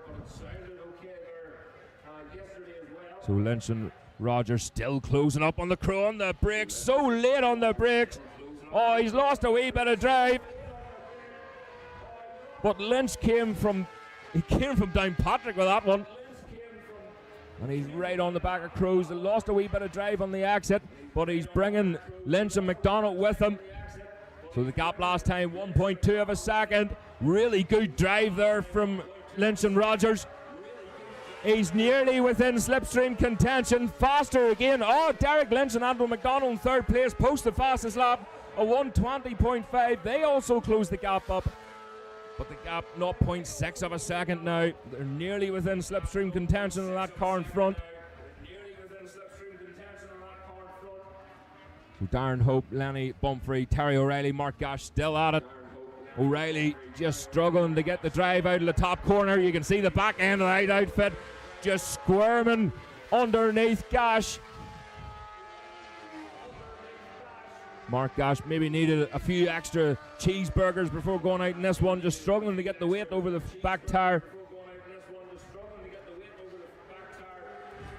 So the leaders, it looks like they're starting to drop off. Derek Lynch and Andrew McDonald maybe making a mistake somewhere because that gap has opened up. But the gap between Crow and Lynch, it seems to be just maintained there through Ringawati. Oh, you hear them machines. Oh, coming up the slower riders now. So this is going to hold up the Crow brothers. No, it's not. Straight up the inside. Oh, Oh, Lynch was able to get through as well, but they're sliding that machine a wee bit too much, perhaps. So across the line then, Derek Lynch onto McDonald, slightly slower that time. Again, he has to work the way around. He's going round up the inside through turn 1. And he gets the job done before he gets there. That's exactly what you need to do. Wayne Lockie and Ben Bennett is still in that 4th place. So we'll wait for O'Reilly and Gash. Were they able to get past Hope and Bumfrey here? No, they're pulling away. So last time the gap was 0.9 of a second. So as they cross the line, it's up to 1.1 of a second. And Tony Willis. That machine still definitely sounding pretty sharp there. Scobie clock under pressure now from Philly Newton and Derek Keaton. Philly Newton getting the power on early, but that big machine of Scobie's hard to beat down the straight. Scobie, absolute legend, and it's great to see him back here in the sidecars. So back to the leaders then. Remember that gap, 0.7 of a second, opened up ever so slightly on that last lap. But it looks, oh, listen to that CBR 600 engine scream. Ryan and Callum Crowe up in their game now. They're down sub 120, 119.6 for Ryan and Callum Crowe. With Dylan Lynch and Killian Rogers, that was a 120.0. They're bringing them with them, but that gap has opened up once again, 1.1 second. And they've done this yesterday with them as well. Halfway through the race, the Crowe brothers just checked out. Of course, the Crowe brothers coming from that monumental crash at the TT. We've all seen the videos, we've all seen the photos of it, and that sidecar outfit just taking off. Oh, O'Reilly and Gash, they're in the slipstream now. So the closing stages of this race, they're starting to stretch the cables. So between fairways 1 and 2 then, up through Ringawaddy, here come the leaders. The last lap flag being readied. Here's Scobie coming through, still ahead of Newton. And the number 21 machine away through Eugene Cattle. But here he comes in, the Crowe brothers. Last lap time. So Dylan Lynch and Killian Rogers in that Eclipse racing outfit. You're going to have to do something spectacular here on this last lap to get anywhere near the Crowes. The gap opened up even further. 1.4 of a second. So the next machine's out on track then. The lightweight parade machines, if you want to make your way to the holding area. That's the lightweight parade machines to the holding area. So as we look back at the leaders again, all this can change. Looking for O'Reilly and Gash actually. Oh, they're still there. They're still just in behind. But we'll look at the leaders behind this group coming up to slower riders now. So this is going to change. Oh, the Crowe brothers had to slow right down, but is Lynch able to get past before the chicane? And he does indeed, but he has to take a tighter line, so he's going to lose that bit of drive. But there's loads of traffic ahead of him. This can change everything coming out on the start and finish. So we've got Scobie Newton just ahead. Still loads of work to do, but Lynch, I don't think he's going to be close enough anyway. Coming on the start and finish, it's going to be a drag race to the line. There's a whole gaggle of them coming here, but it's the Crowe brothers who take the win once again here at the Go Classic Bike Festival. Dylan Lynch, Killian Rogers across the line in second, and third place for Derek Lynch and Anto McDonald. What a race there. Wayne Lockie and Ben Binns finishing then in fourth, but it's Darren Hope, Lenny Bumfrey, Terry O'Reilly and Mark Gash the battle on for fifth place. So we'll wait for them coming through. But again, the Crowe brothers doing it again. Oh, more traffic. Oh, O'Reilly and Gash up the inside just as we look. Oh, but Lenny squeezes up the inside again. So it looks like Hope and Lenny Bumfrey back ahead. No, they're not. Loads of traffic. There's cars everywhere here at the top corner. So the sidecar outfits, it looks like it's going to be O'Reilly and Mark Gash if they can get the drive to the line. Oh, double slipstream there. But across the line. So Terry O'Reilly and Mark Gash gets the better of Darren Hope and Lenny Bumfrey on the line for that 5th place. Tony Willis finishing in 7th. We'll wait for Scobie Clark, Simon Meathen, Billy Newton and Dara Keaton. So here they come then. I think that's Fran Newton and Abby Rogers just in behind. So Scobie across the line with Billy Newton, Dara Keaton in 9th place.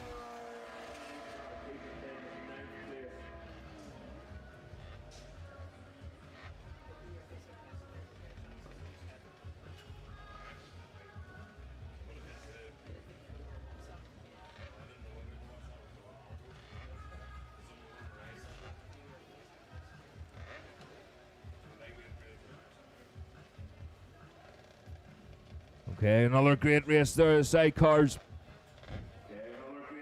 Fantastic, slipping and sliding their way through here, through Bishop's Court. So the lightweight parade machines are up next. We'll just have a look. Clark, of course, sent me new parade or new schedule.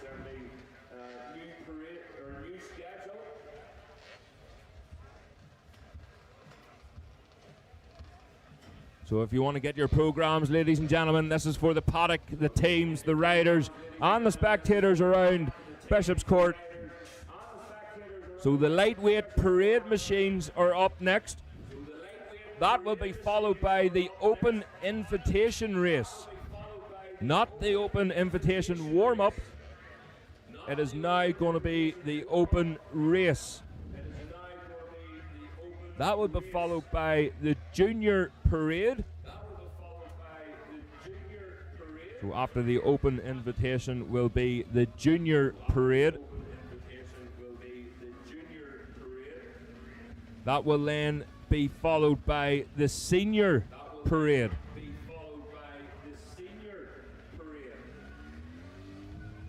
So after the senior parade, they will have the Bam Bam Parade demonstration.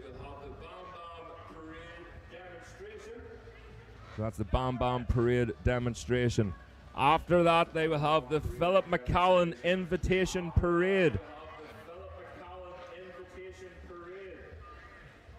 So the Philip McCallan Invitation Parade. So unfortunately, after the open invitation race, there will be no further races. Podium presentations for yesterday's and today's races will take place after the open invitation. So just a reminder, the lightweight parades are out now. That will be followed by the open invitation superbike race. After that, there will be no further racing. So the junior parade will be after the open invitation, followed by the senior parade, and then the Bam Bam demonstrations, and then the Philip McCallan invitation. After the open, they will have the podium presentations over the 2 days.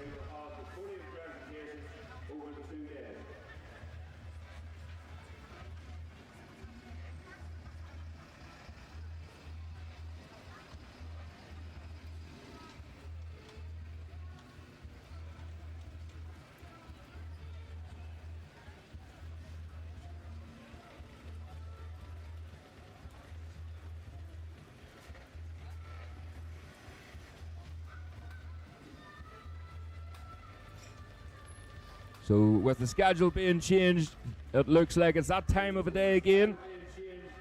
If anybody has borrowed a transponder, can you please return it to the timekeepers? So in the sidecars, Philly Newton and Fran Newton, please return your transponders. In the pre-73 Classics, number 289, Peter Shannon. Number 943, I can't read Richard's writing. Andrew Dunn. So 943 Andrew Dunn. The classic GP 350 Storm Stacey times 3. So Storm Stacey with 3 transponders, bit greedy, don't you think? Cathal Graham, 2 transponders to be returned for Cathal Graham. Padraig Graham, number 35, and Darren Duncan, number 77. Please return your transponders as quickly as possible to the timekeepers.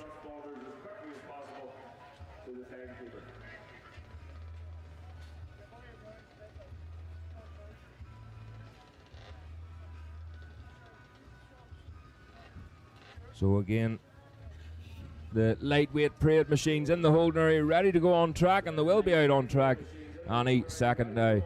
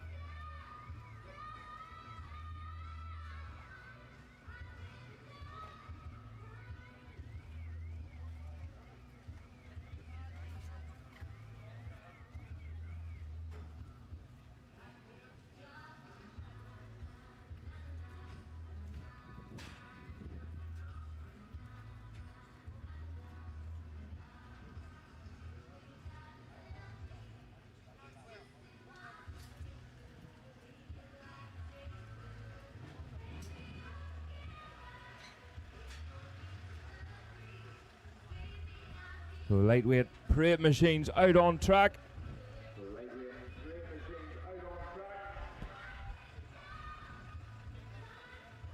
Remember, next machine's up. The Superbikes, the big one. If you can make your way to the holding area. So the open invitation race up next. If you make your way to the holding area, that would be fantastic. So the 2 supermotos at it here. Johnny Parker, another spin out on the Parker Racing R6 Yamaha.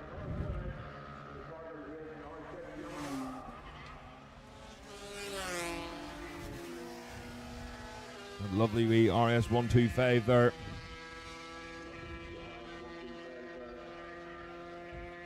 I think that was McMaster's machine.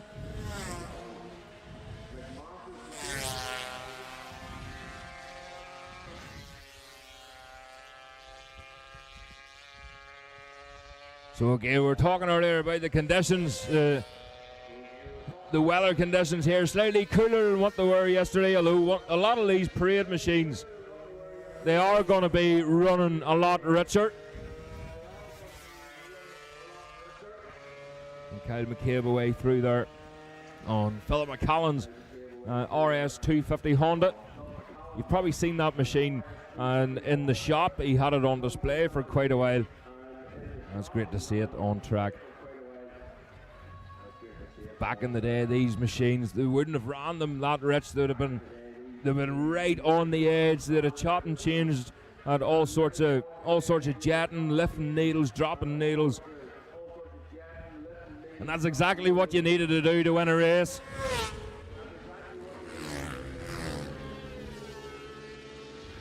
So the mechanics, the riders, they were non-stop looking at their barometers, looking at moisture in the air even. And I think there's quite a bit of moisture in the air today, as we've seen.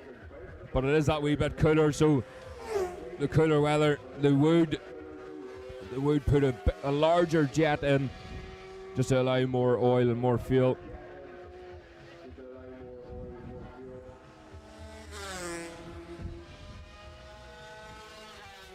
Lovely wee 125, sounds sharp, that wee 125. We were talking to Jeremy McWilliams, he was riding the reverse cylinder 250, and he was talking about jetting as well. They wanted to make sure it was good and rich, and a quick way of telling that is looking at the exhaust pipes. So the exhaust pipes were running black, nearly sooty, so it just lets you know there's plenty of fuel, plenty of oil getting in around the engine. But of course, if you want to dive that wee bit deeper, you'll see some of the 125 machines and some of the 250s. Like Mark Hanna yesterday was running his own Roy Hanna Racing 250 Honda. The machine of McCallan's coming close to the wall, but he plug chopped that machine yesterday. So a plug chop. You'll see a lot of the two-stroke riders pushing the machines back into the paddock, but back in the day when they were so competitive. And what they do is they hold the machine flat out for as long as they can, as hard as they can, and hit the kill switch straight away. So when they hit the kill switch, that gives a good indication of what way the motorcycle is actually running. So they'll remove the spark plugs and see what it looks like inside. You want a nice wee tanned sort of colour. And again, if you want to dive even deeper than that, you take off the cylinder head and you look at the burn and the marks that it's making on the exhaust. Again, or on the piston, and in the expansion chamber again, you're looking at a nice tanned spread on the piston, a nice even spread on the piston, because you don't want these things detonating and destroying themselves, especially some of these bikes at age, some of these priceless machines that are here this weekend. Another thing a two-stroke can do is actually rev out. I think a few of them have already done that this weekend. So warming them up on the stand, and the two-strokes, they just rev right out 18,000, and you can't get them to stop. You can pull off batteries, you can try and choke them, and they just start detonating on the head, and they can run themselves and rev themselves right out. Believe you me, it's a scurry. That's a very scurry experience, especially when you've just started the machine warming it up. So it's a good way to seize a two-stroke. So here's this 250 of McCallan's again. So that 250 running a wee bit richer than what it would have back in the day. So just another call for the open invitation race, please. The Superbikes to the holding area. That's the open invitation to the holding area.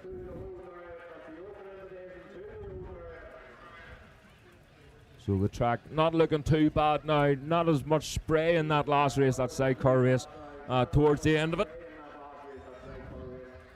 And it's still a wee bit damp here down the start and finish. We'll have a look at the track. A couple of dry spots starting to form. Oh, right out to the white line.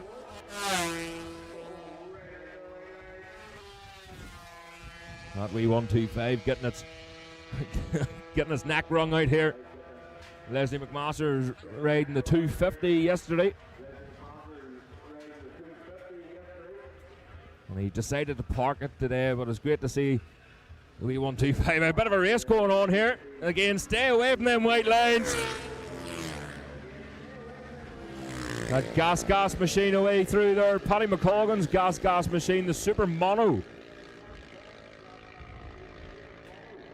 So that Super Mono machine, Andy Farrell rode it during the season, done very well on it. And a gorgeous looking bike.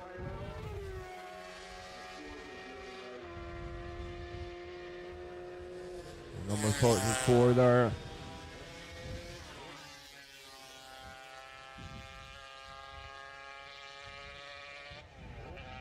The 250 McCallum's machine again. The Lavery Bros RS 250 Honda. So another call, please, for the open invitation. The Superbikes to the holding area as quickly as you can. We'll have you on circuit very soon.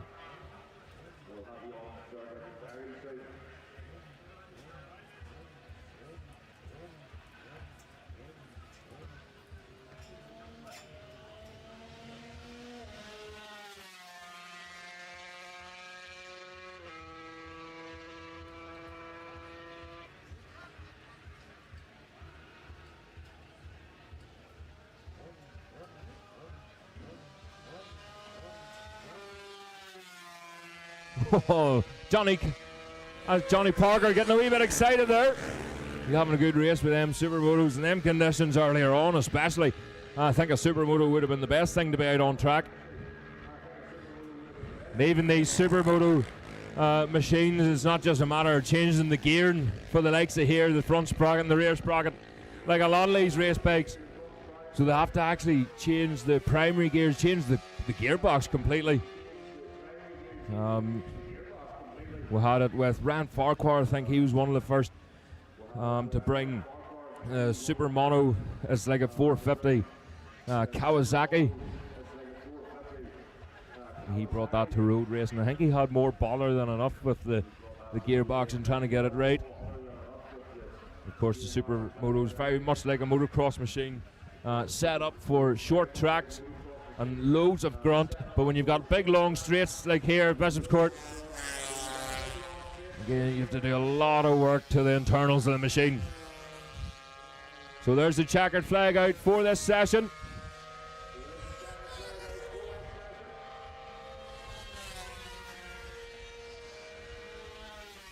So the machines will be coming back round into the paddock, and the Superbikes will be up next. So that's the open invitation race. Please make your way to the holding area as quickly as you can. That's the open invitation race to the holding area. So the Superbikes and Super Sport machines, along with a few 250s thrown in there. So hopefully we'll see Roy Skinner and Kyle Ride out in this one. Perhaps Storm Stacey.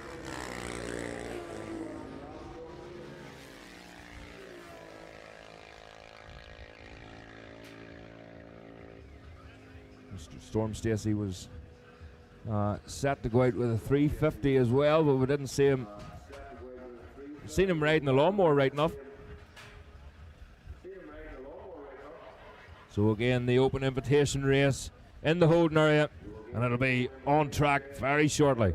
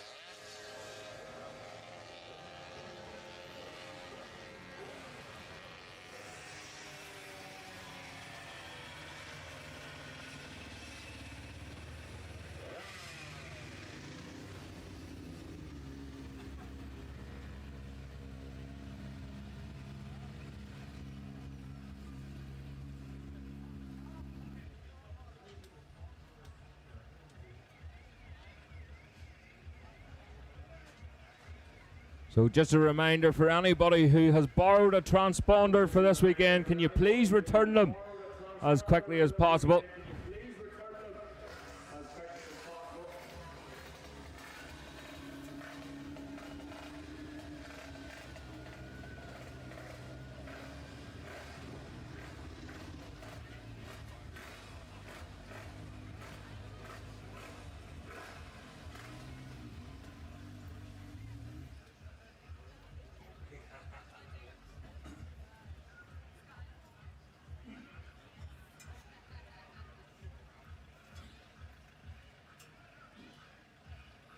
So final call for the open invitation race, please, to the holding area.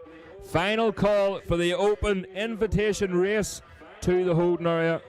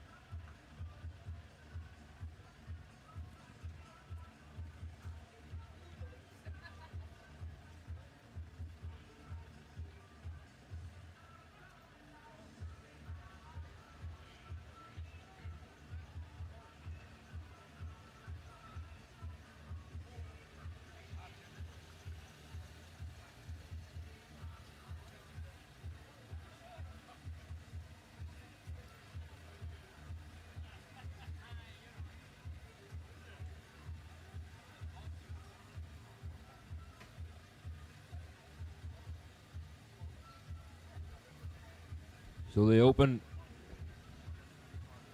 invitation ready to go out onto the track for their warm-up lap. The tyre warmers are being removed. Just a reminder for all spectators, can you please clear the pit wall and stand behind the white line until it passes the pit wall. And then you can get back into position and watch the rest.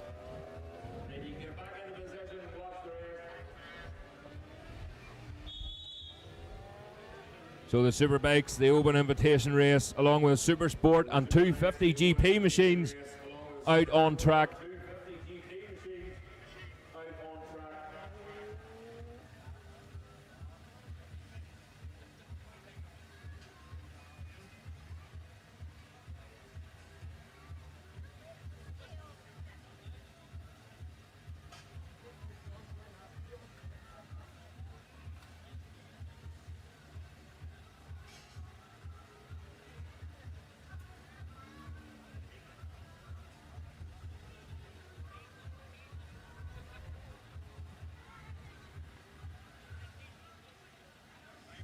So the Superbikes will be keeping an eye out to see where the land water is, but it doesn't look too bad. It doesn't look as bad out there.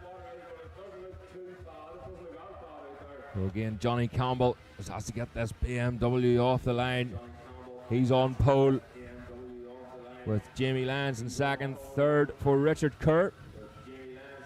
Richard Cooper in fourth. Fifth for Storm Stacey. Sixth for Carl Phillips, although I did see the Bell Bike Sport BMW Racing lorry heading off. Mike Brown then in seventh. Eighth for Lucas Brown.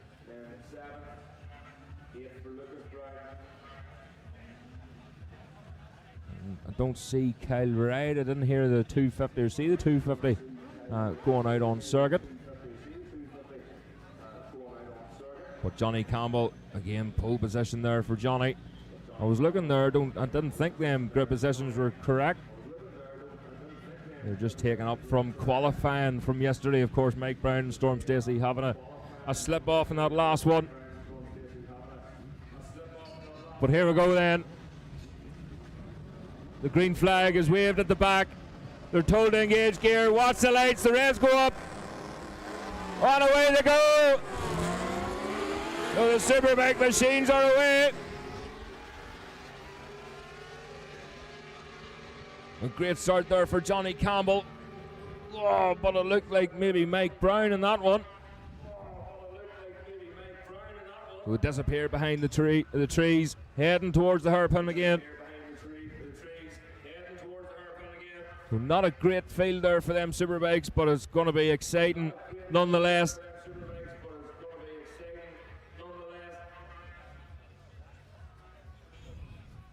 So coming up towards the first chicane then, between fairways 1 and 2. Again, that drive, they have to get the drive on. There's a wee bit of tarmac on the exit of that chicane. Sometimes they use just a wee bit of extra, but it is bumpy. So Brown and Johnny Campbell in that second place, heading through Ringawati. Oh, and they're all bunched. Richard Kerr under a lot of pressure there. He's getting bullied and going backwards in this race. Richard Kerr not favoured in these conditions. Coming out on the start and finish then. Cross the line. Oh, it's Richard Cooper, sorry. So it's Richard Cooper. So there is no Mike Brown in that one. So Cooper and Johnny Campbell. Johnny Campbell 0.2 of a second back on Richard Cooper. 2.5 seconds further back Marshall Neal. Lucas Brown in fourth. And he's only 0.8 back on Marshall Neal, so he's going to be pushing hard. He's going to be wanting that podium that he's been fighting for all weekend. Richard Kerr then, he's dropped back to 5th place. Oh, I think Adam Brown has retired from this one, so he's bringing his machine back in the pit lane. Oh, back through the back straight. Well, it's not really a back straight, but Johnny Campbell into the lead now at this one. Richard Cooper in second place. Marshall Neal holding on to that third, but Lucas Brown's pretty close to him there, so he's got a good chance of this one. Oh, Richard Cooper trying to make a move on Johnny Campbell. He's right on the back wheel, but he's not going to be able to out-drag the Superbike, the BMW of Campbell with the R9. He had to try and get into the slipstream as best he can. Marshall Neal across the line. Lucas Brown is closing that gap, 0.6 of a second. Marshall Neal a further 3.9 back on Richard Cooper, but Cooper 0.4 across the line on Johnny Campbell. Campbell with the fastest lap, a 1:12.3.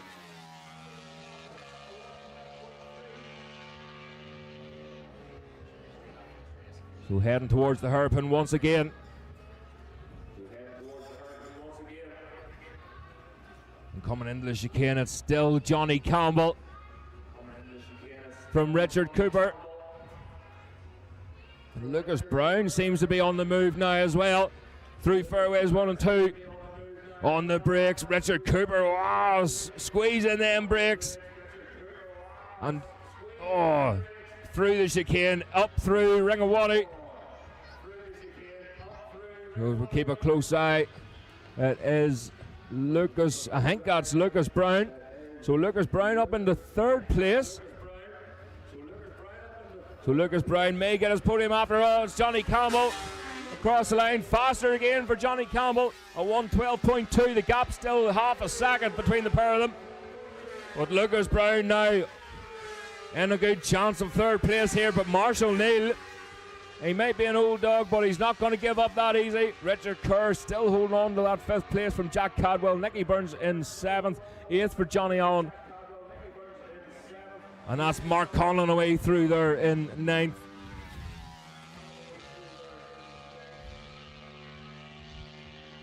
So Johnny Campbell still in the lead. Less one slightly further back. Lucas Brown starting to pull away from Marshall Neal already. But Marshall Neal's going to be getting under an awful lot of pressure now from Richard Kerr. So Richard Kerr starting to get his burns now with these conditions. That Fireblade a wee bit wicked. Even in the dry yesterday he was having issues with the handling. And don't forget the podium presentations for this race and all the races throughout the 2 days are coming up straight after this. Richard Cooper closing up again on Johnny Campbell, coming on the start and finish straight.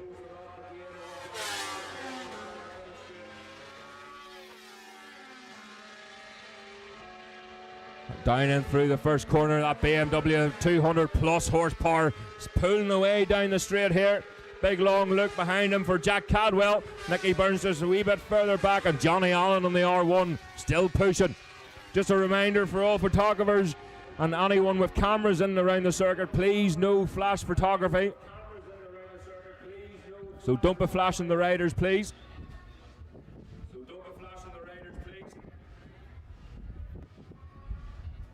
So we'll look back down towards the chicane. It's still Johnny Campbell. He looks like he's maintaining that gap there over Richard Cooper.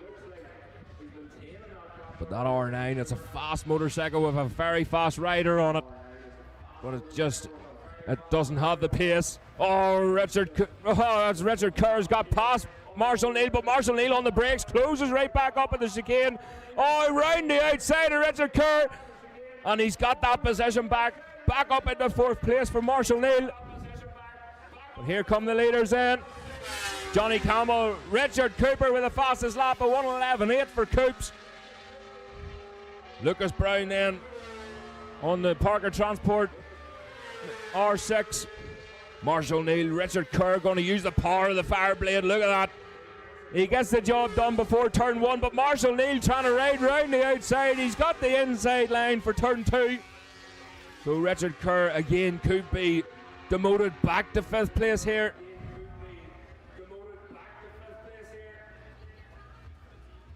So just a reminder, the change of programme. So the junior parade machines will be up next. If you want to make your way to the holding area, please. The junior parades to the holding area. As we look, Richard Cooper has closed that gap on Johnny Campbell. We'll just remind ourselves what it was on that last lap. It was 0.6 of a second. And the fastest lap went to Richard Cooper. So through, you can see how much more nimble that R9 Yamaha is compared to the bigger, more powerful BMW 1000RR coming out on the straight. He's closer this time. It's 0.5 of a second, so that's another just chipping away. 100th of a second off. And Lucas Brown in a lonely 3rd place. Marshall Neal still ahead. That R6 Yamaha is a fast motorcycle indeed, but it's just no match for the Fireblade.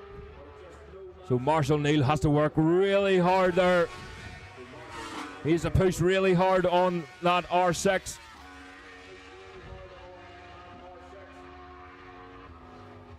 So coming out of Dunsfort, an incident there just at Dunsfort, unfortunately.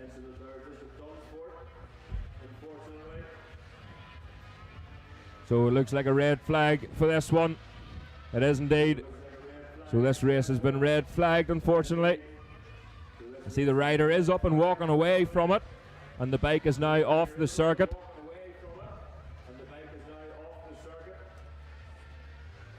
So just here, and good to see the rider walking away from that one, but that is a result. Unfortunately, we didn't get to the end of it. We didn't get to the checkered flag. So Johnny Campbell winning that one over Richard Cooper. And Lucas Brown got his podium this weekend in 3rd.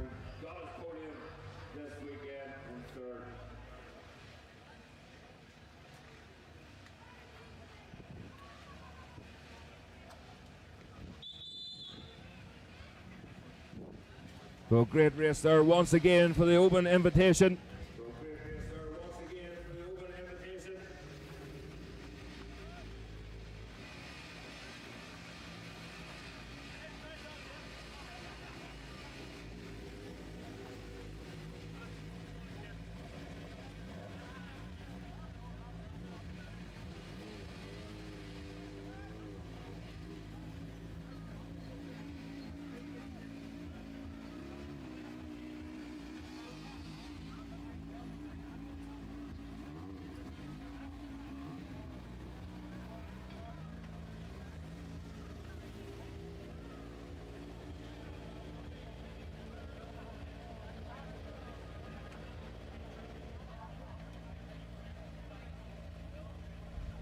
So I think they're going to do a few interviews down there. And don't forget the Scobie Cup for the quicker sidecar of the weekend. And all the other podium presentations throughout the 2 days will be held now. Just getting the machines and the riders ready.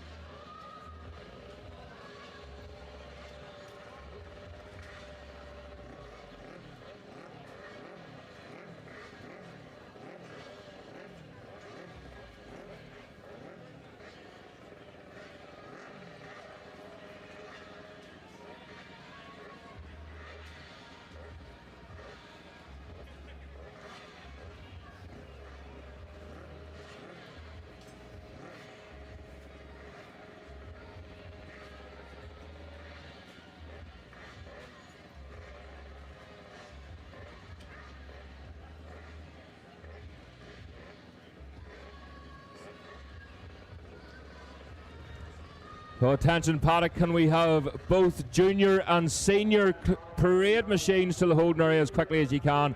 Both junior and senior parade machines to the holding area as quickly as you can.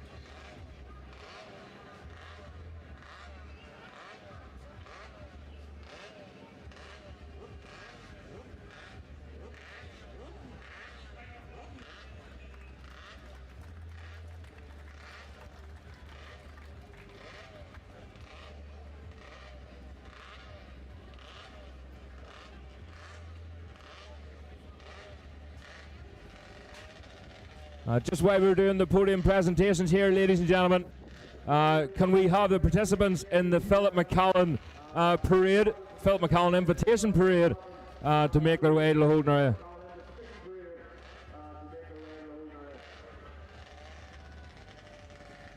But the bomb bombs may be going first.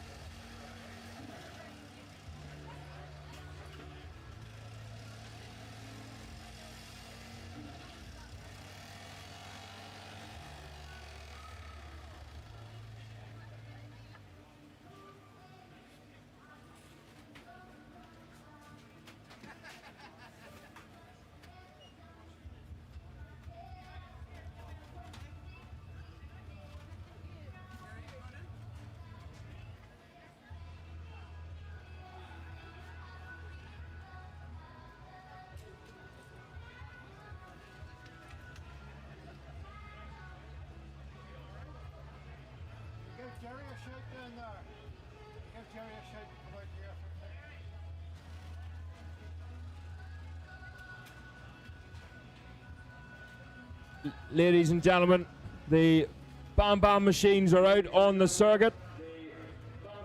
So can the Philip McCallan Invitation Parade please make their way to the holding area? In fact, I think you're going to, if you're close to the top half of the circuit, can you please come up here just to the base of the control tower, and we'll bring you down. Same as yesterday, we'll bring you down pit lane to go out onto the track. But the Philip McCallan Invitation Parade machines, please make your way to the base of the control tower. If you're further down the paddock, you can nip in halfway down the pit lane.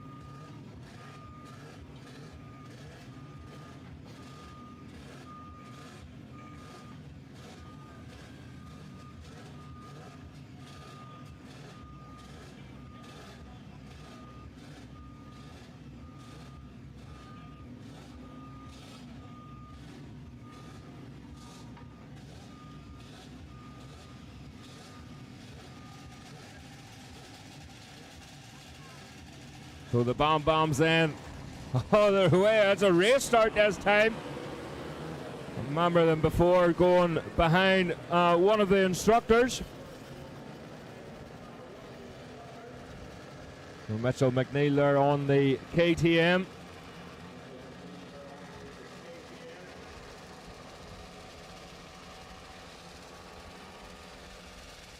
So they seem to be going right round the circuit. A lot of the parents are thinking to themselves, I'm going to have a lot of work to do this week. These wee machines. Revving, I'm sure they've geared them accordingly.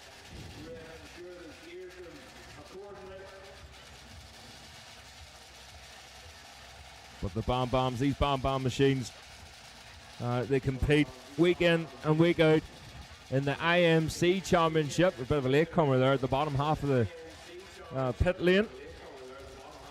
So the IMC, the Irish Mini Bike Championship, they do a great job. I think they're for Athboy maybe next weekend. But this is where the future starts. These are the stars. And they really do make the most of each weekend.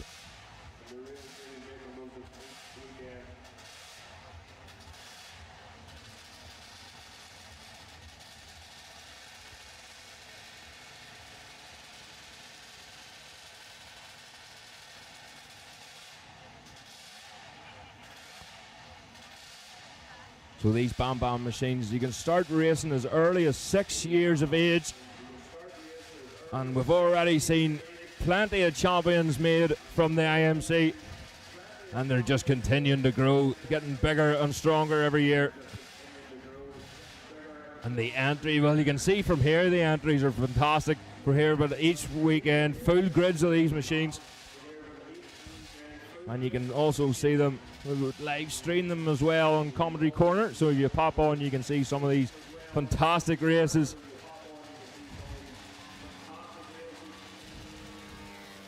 And actually, one of the competitors there, Ayana Graham, she was doing a fantastic job and really showing the boys the way round.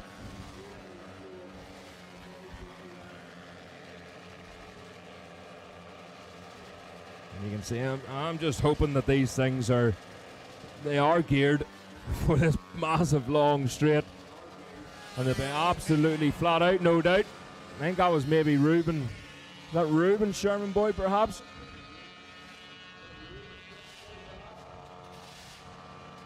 just at the back. And Mitchell McNeil there as well on that KTM machine.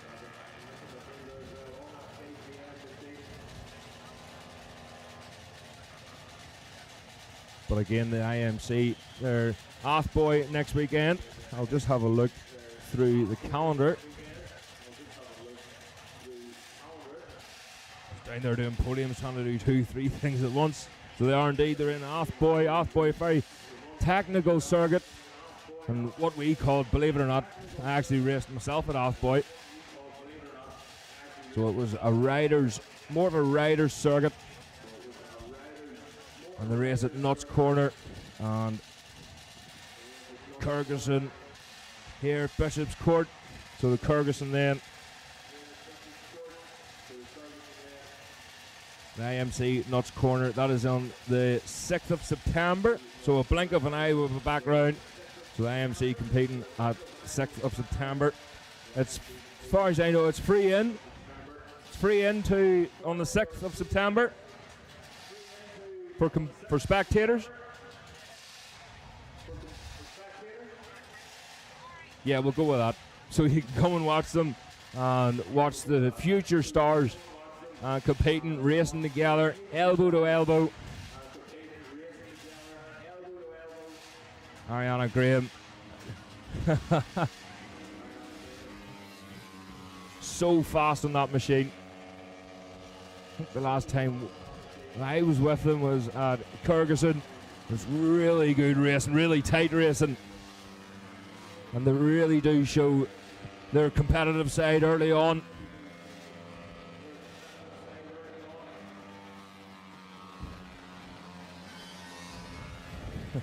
Birch on the Bossy racing machine. Waving, loves his racing.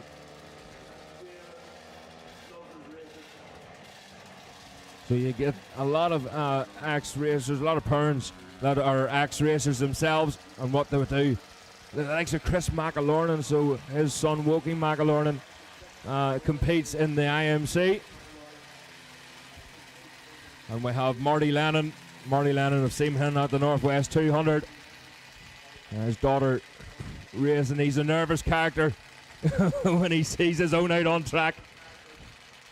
And so you should. I'm trying to get my wee man into it, but I think the wife has something better to say about that.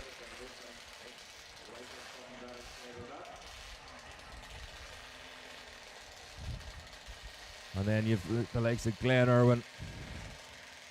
Glenn Irwin's son also competing with the IMC. They all started through Bam Bams. And it's a very well run organisation every weekend. It's just a conveyor belt of machines. One race is finished and the other race is already out on track for their warm-up lap. They get so many races through a day. I think we should get them to run some of the Ulster Superbike Championship rounds as well.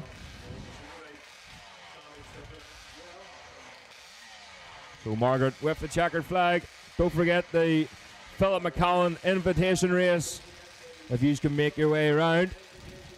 And if you can line up here, so a round of applause for these kids going through.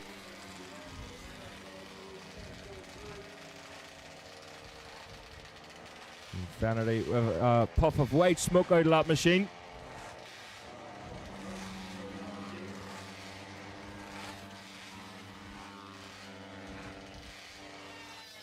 The 125 there of Reuben Sherman Boyd.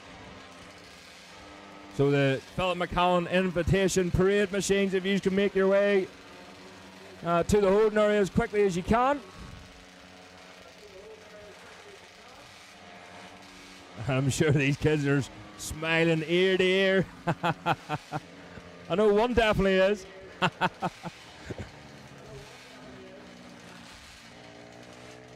But even for the chance to ride around the whole circuit here, I would say 90% of it would be flat out, and probably all of it flat out. So they're just winding the throttle up round Dunsford. Maybe a wee bit slippy for them. Of course, with these tyres as well. So even it amazed me, even still, these mini bikes throughout all classes. So from 6 years of age to 66 years of age, they're running slick tyres in the wet. and they're still competitive. They're still got plenty of grip, and the tires, they're not soft, they're not sticky. They're able to get plenty of grip out of them still. So the Philip McCallan Invitation Parades, if you want to make yourself available in the holding area. You can hear that machine, that RG500 of Barry Sheen getting warmed up there in the background. And his teammate and good friend Steve Parrish will be riding that with for him.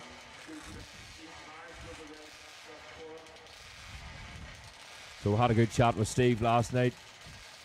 Good crack, good to hear him. And we'll go down, we'll get a wee chat with them as well.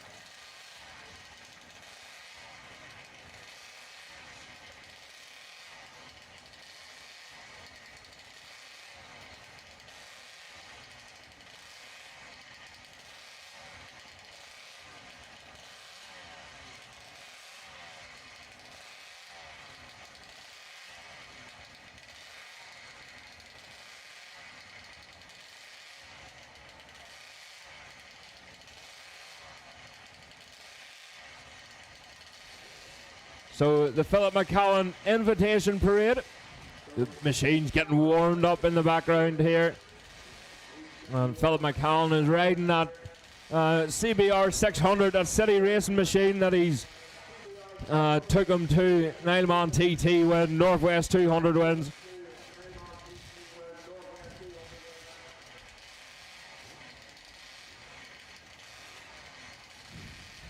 So unfortunately my microphone just doesn't reach that far. But you can hear that RG 500. That is the machine that Barry Sheehan rode in the World Championships, and his teammate and best friend Steve Parrish will be riding it. And I think we'll go out on the pit wall just to get a wee bit closer to the sounds and smells.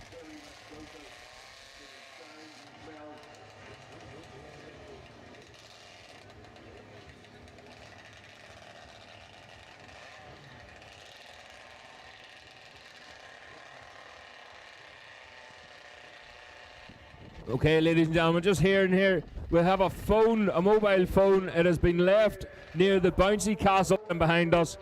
So if you're missing a mobile phone, it's here at the base of the control tower.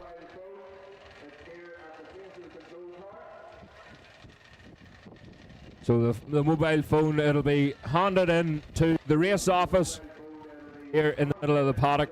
So if you're missing a mobile, that's where it'll be.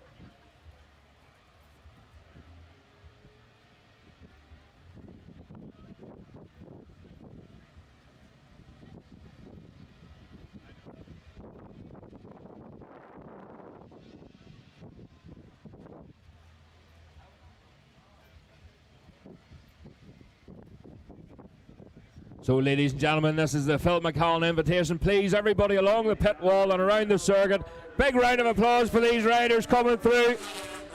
And show your love and support. And a big wheelie there for Mike Brown, Philip McCallan. McDonald away through there.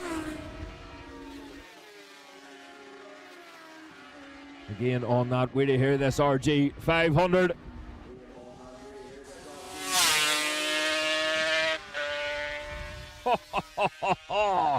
Put my eardrums back in for that one.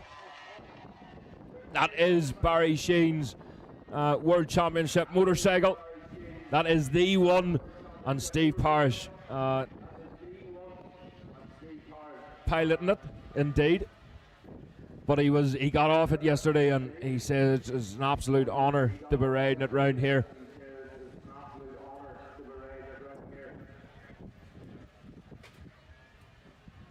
That's the 500. That's the slowest 500 I've ever seen in my life. I don't know who's riding that. He looks like he's going to work. That's the Max Biaggi 500 Yamaha. Team U Max Biaggi. So she'll be running a wee bit rich by the end of this, no doubt. A bit of goon riding. Everyone loves a bit of goon riding.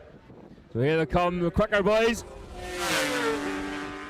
And Storm Stacey on that 250, TZ 250 Yamaha. And the TZ 350 Yamaha alongside him. Came pretty close there. That's that Rizla Suzuki through. Philip McCallan. And the city bike. McDonald. That's a Miller. That's a Miller Racing CBR 600. And Peter McDonald on Gene McDonald's TZ 350. He's been showcasing that machine for a couple of meetings now. Here's the RG.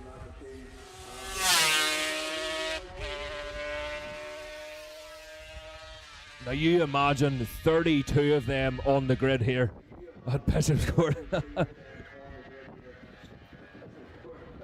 Absolutely definite. Bela McGackie remembers them.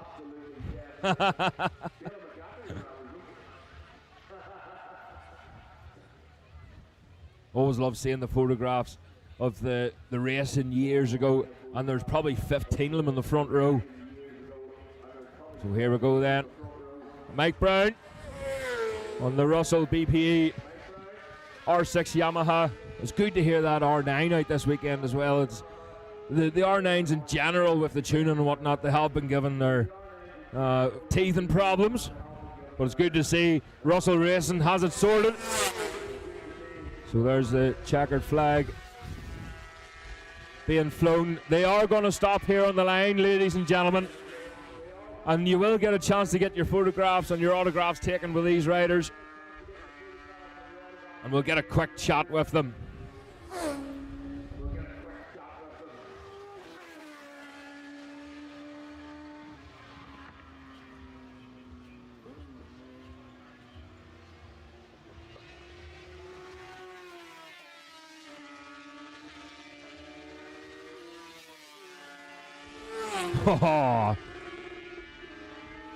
On the limiter, on the back wheel.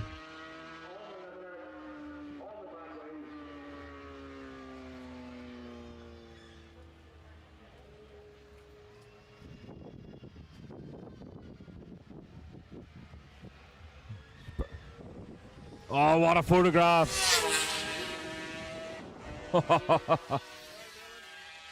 Balin on the back. Balin, did you get that one? You did. That's the money shot right there.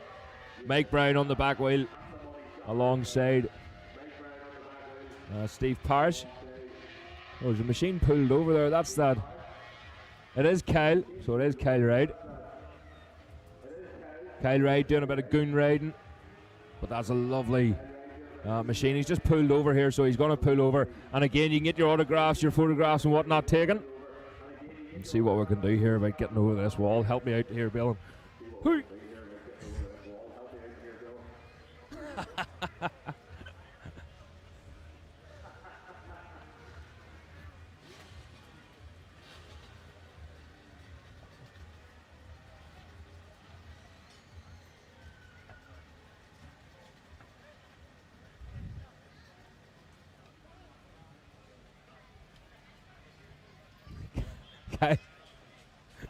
I don't know what was coming down towards me there, but and then when I seen this, I thought, what agent is riding that?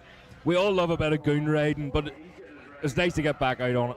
Well, yeah, obviously, as you've seen, I've got no kit on or anything, so just the safety helmet. But yeah, obviously, unfortunately, we've not gone out today due to circumstances that I'm racing next weekend, and the track's a little bit iffy. So yeah, unfortunately, the fans didn't get to see anything. But I thought at least I could do is go out on Berkshires' bike, which is a very lovely bike, and at least get everyone that can come over to the grid in a minute and take a picture. Fantastic, saying some autographs. Well done, and thanks very much for coming, Kyle. Stevie! All right, buddy. How do you feel about being out in the Philip McCallan Invitation race? It's fantastic there. I got the past storm there and makes a change. But no, it's been a brilliant weekend. Organisers, everything's been fantastic this weekend. Bikes went well, great racing. Absolutely, and much more next year as well. Let me see, we'll have a chat. I think Stevie's going to have a word with him. We'll have a wee word with Philip McCallan here to see. Philip, what do you reckon about that? You've done nothing but smile all weekend. No, every time I go out, I feel better and better. But like I said before, to be honest, I need 100 laps around here just to feel the corners again, because it's really, really bad, because you go in and you're, not sure where I am, I'm not sure how far I'm leaned over, and as you do lap by lap, you go, this is better, and like I'm never going to be a racer again, but it's absolutely brilliant. Just to get riding around on this bike and get some laps in is brilliant, and the event's going superb. The people here, the support we've got, the riders like Storm here backing us up, all the rest of the Irish boys, it's just been a superb event that we're all proud of. Fantastic, and again, we say this every year, but it is getting bigger and better every single year. Storm, what did you think of the weekend? It's been great having you here. You weren't one of the ones that high-sided a lawnmower, were you? No, I think that was Richard Kerr high-sided the lawnmower, yeah. I did have a go on that one though, and I can completely understand why he did. It was quite unstable. It's got basically more like a quad bike than a lawnmower. But yeah, good weekend. Shame about the weather, but obviously you can't control that. Thanks for everyone who turned up. It's been a good attendance. Maybe could have been more if the weather was better, obviously. But the event will be here next year as far as I'm aware, and I'm sure I'll be here. And if we can get some good weather, we'll finally get that 250 race that everyone wanted to watch. Absolutely, and we hope you're back next year. And again, thanks very much for coming, Storm. It was great to have you on the chat show as well. And another man was great to have on the chat show, and he made my life a hell of a lot easier. And it was an honour to be on stage with you. Steve Parrish, again, out on Barry Sheen's machine. And how did you feel out in these iffy conditions? You're a wee bit more nervous? Just a little bit, yeah, because Chris, the owner's here watching what's going on. So, yeah, it's not exactly got damp weather condition tyres on, but nevertheless, lovely to hear it. I don't know what it sounds like out there, but it sounds pretty good when you're on it. It really sings out. You're not actually hearing it at full revs. I'm keeping it down a little bit, but it's 51 years old and it still runs like a dream. Still actually quite fast in a straight line. I wouldn't say it handles that well, but things didn't back in those days. But it's a lovely, lovely bike. It's a treasure and a real treat to be able to ride something like it. So I'm very thankful to all the people that bring these bikes out, because it'd be very easy to mothball them and not let them go out. But Chris is here and he's giving me a sort of carte blanche chance to give it a run round. Fantastic. And what did you think of the weekend as a whole? Will you be back next year? I was disappointed about the weather today, but no, we can't do anything about that. But no, I've loved it, really good. John, who's been clerk of the course, looking after us really well. And obviously for Robin and Philip that put it all together, congratulations to them. It's a great event and it can only grow and grow, and I hope to be invited back. Absolutely, and we'll love to have you back, obviously. Steve, thanks very much. So plenty of photos, we'll talk to Peter here. I think the mic will go the distance, it will indeed. Peter, riding Jean's machine, and you've had it here at Bishop's Court a few weeks ago with Min Antrim. It's been fantastic to see it. How much of an honour is it for you to be out here with these guys on this ferry machine? It's a great honour to, especially to riding Jean's bike after his 40th anniversary. And it's great to be out along with Philip and Steve, everybody. It's just great. I never thought I would get doing this. But of course, you're wearing his leathers, and he raced against these men himself. He did, at the end of his career. I think at the start of Philip's career, they raced together. Yep. Oh, fantastic. It's great to see you out, Peter, and hopefully you'll be out again on it this year. I don't know about this year. I don't think there's anything left this year, but next year. Yep, definitely looking forward to seeing a good man. Thank you, Peter. Richard Kerr. Richard Cooper. Great to see you here. You're riding the R9. What did you think of the R9? For us, the R9 is a bit of a work in progress, because I've rode Alistair's R6 for 4 years. It's a fantastic bike, and today we really needed it to be dry to understand where we are with it. Hence me being back out on the R6 for this parade to try and, I'm always trying to gather information, I've been around a long time, I understand things, and I really want to try and break it down for the team and try and improve the packages we have. So this weekend is a testing weekend, but also an enjoyable one, because it's a classic bike festival. It's a fantastic event. I think we've won the Supersport class for the past 3 or 4 years, and I'd like to have won that Superbike race then, to be honest. I think another lap ago I'd have had to go in, but there we go. It was close, and the R9 didn't seem that far away. Once the BM got its tops opened right up, it was pulling away ever so slightly, but the rider on the R9 made it, really, didn't it? But the development going forward, is it looking good for next year for the R9? Yes, it is looking good. It's pivotal on what we do. because the R6 is being phased out and the next generation is coming through. For us, going road racing and the bit of short circuit racing that I do, to make sure we make the right decision for the foreseeable future. So it's all gatherable information at the moment. No pressure then. Not for me, no. It's down to the team. They've got to spend the money. I've just got to ride it. Good man, Richard. Thanks very much. Put that man on a Honda 90 and he'll be on the podium. He's a sharp rider. So we'll head back here. I think we're selfieing here, are we? Oh, sorry, I think I ruined that for you. There's the Crow Brothers away. Everyone wave the Crow Brothers. Bye-bye. Thanks very much. I'll see you in September, actually, for the Celtic match races over in Durban. You pushing your own bike? He's walking quicker than me. So, ladies and gentlemen, again, for the club, and it looks like we're quitting just in time here, but huge thanks to Robin and Philip, all the organisers of the Classic Bike Festival, everyone that does the groundwork, all the marshals, scrutineers, timekeepers, my cyber guy Pete, thanks very much, and the hospitality, all the food vendors, and of course the drink vendors. Drink responsibly. And I'd like to thank everybody for this weekend, all the riders, all the teams for entertaining us all, and of course all the spectators for showing your support. Ladies and gentlemen, until next year, we have another bigger, better event, and of course, John McClure, everybody safe home, and remember, keep the racing to the track. Folks, I think you just join me in thanking Gareth. He's done a fantastic job over the weekend. So just our appreciation for Gareth doing the commentary. He does a great job. He was a racer. He's still a racer at heart, but he talks a lot of good stuff. Thank you, Gareth. Thanks very much, John. I've been told to talk a lot of good. Yeah, well, it's not 9 o'clock yet. But ladies and gentlemen, thank you, and we'll see you at the next one.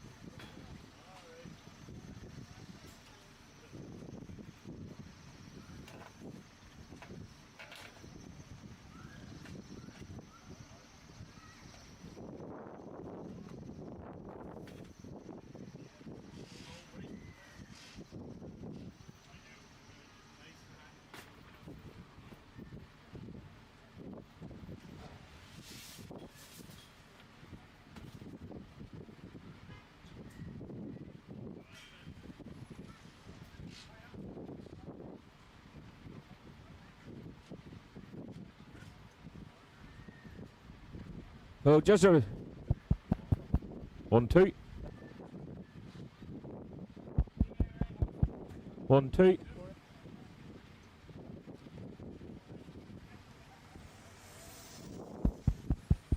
One, two. 1 2.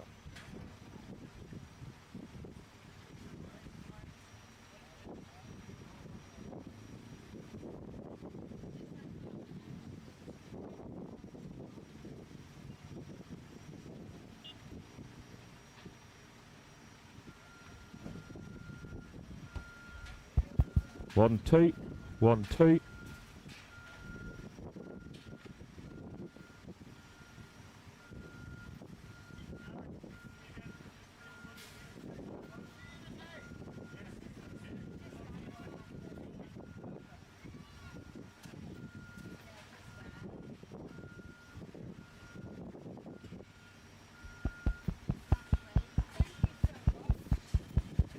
One, two. 1 2. 1 2.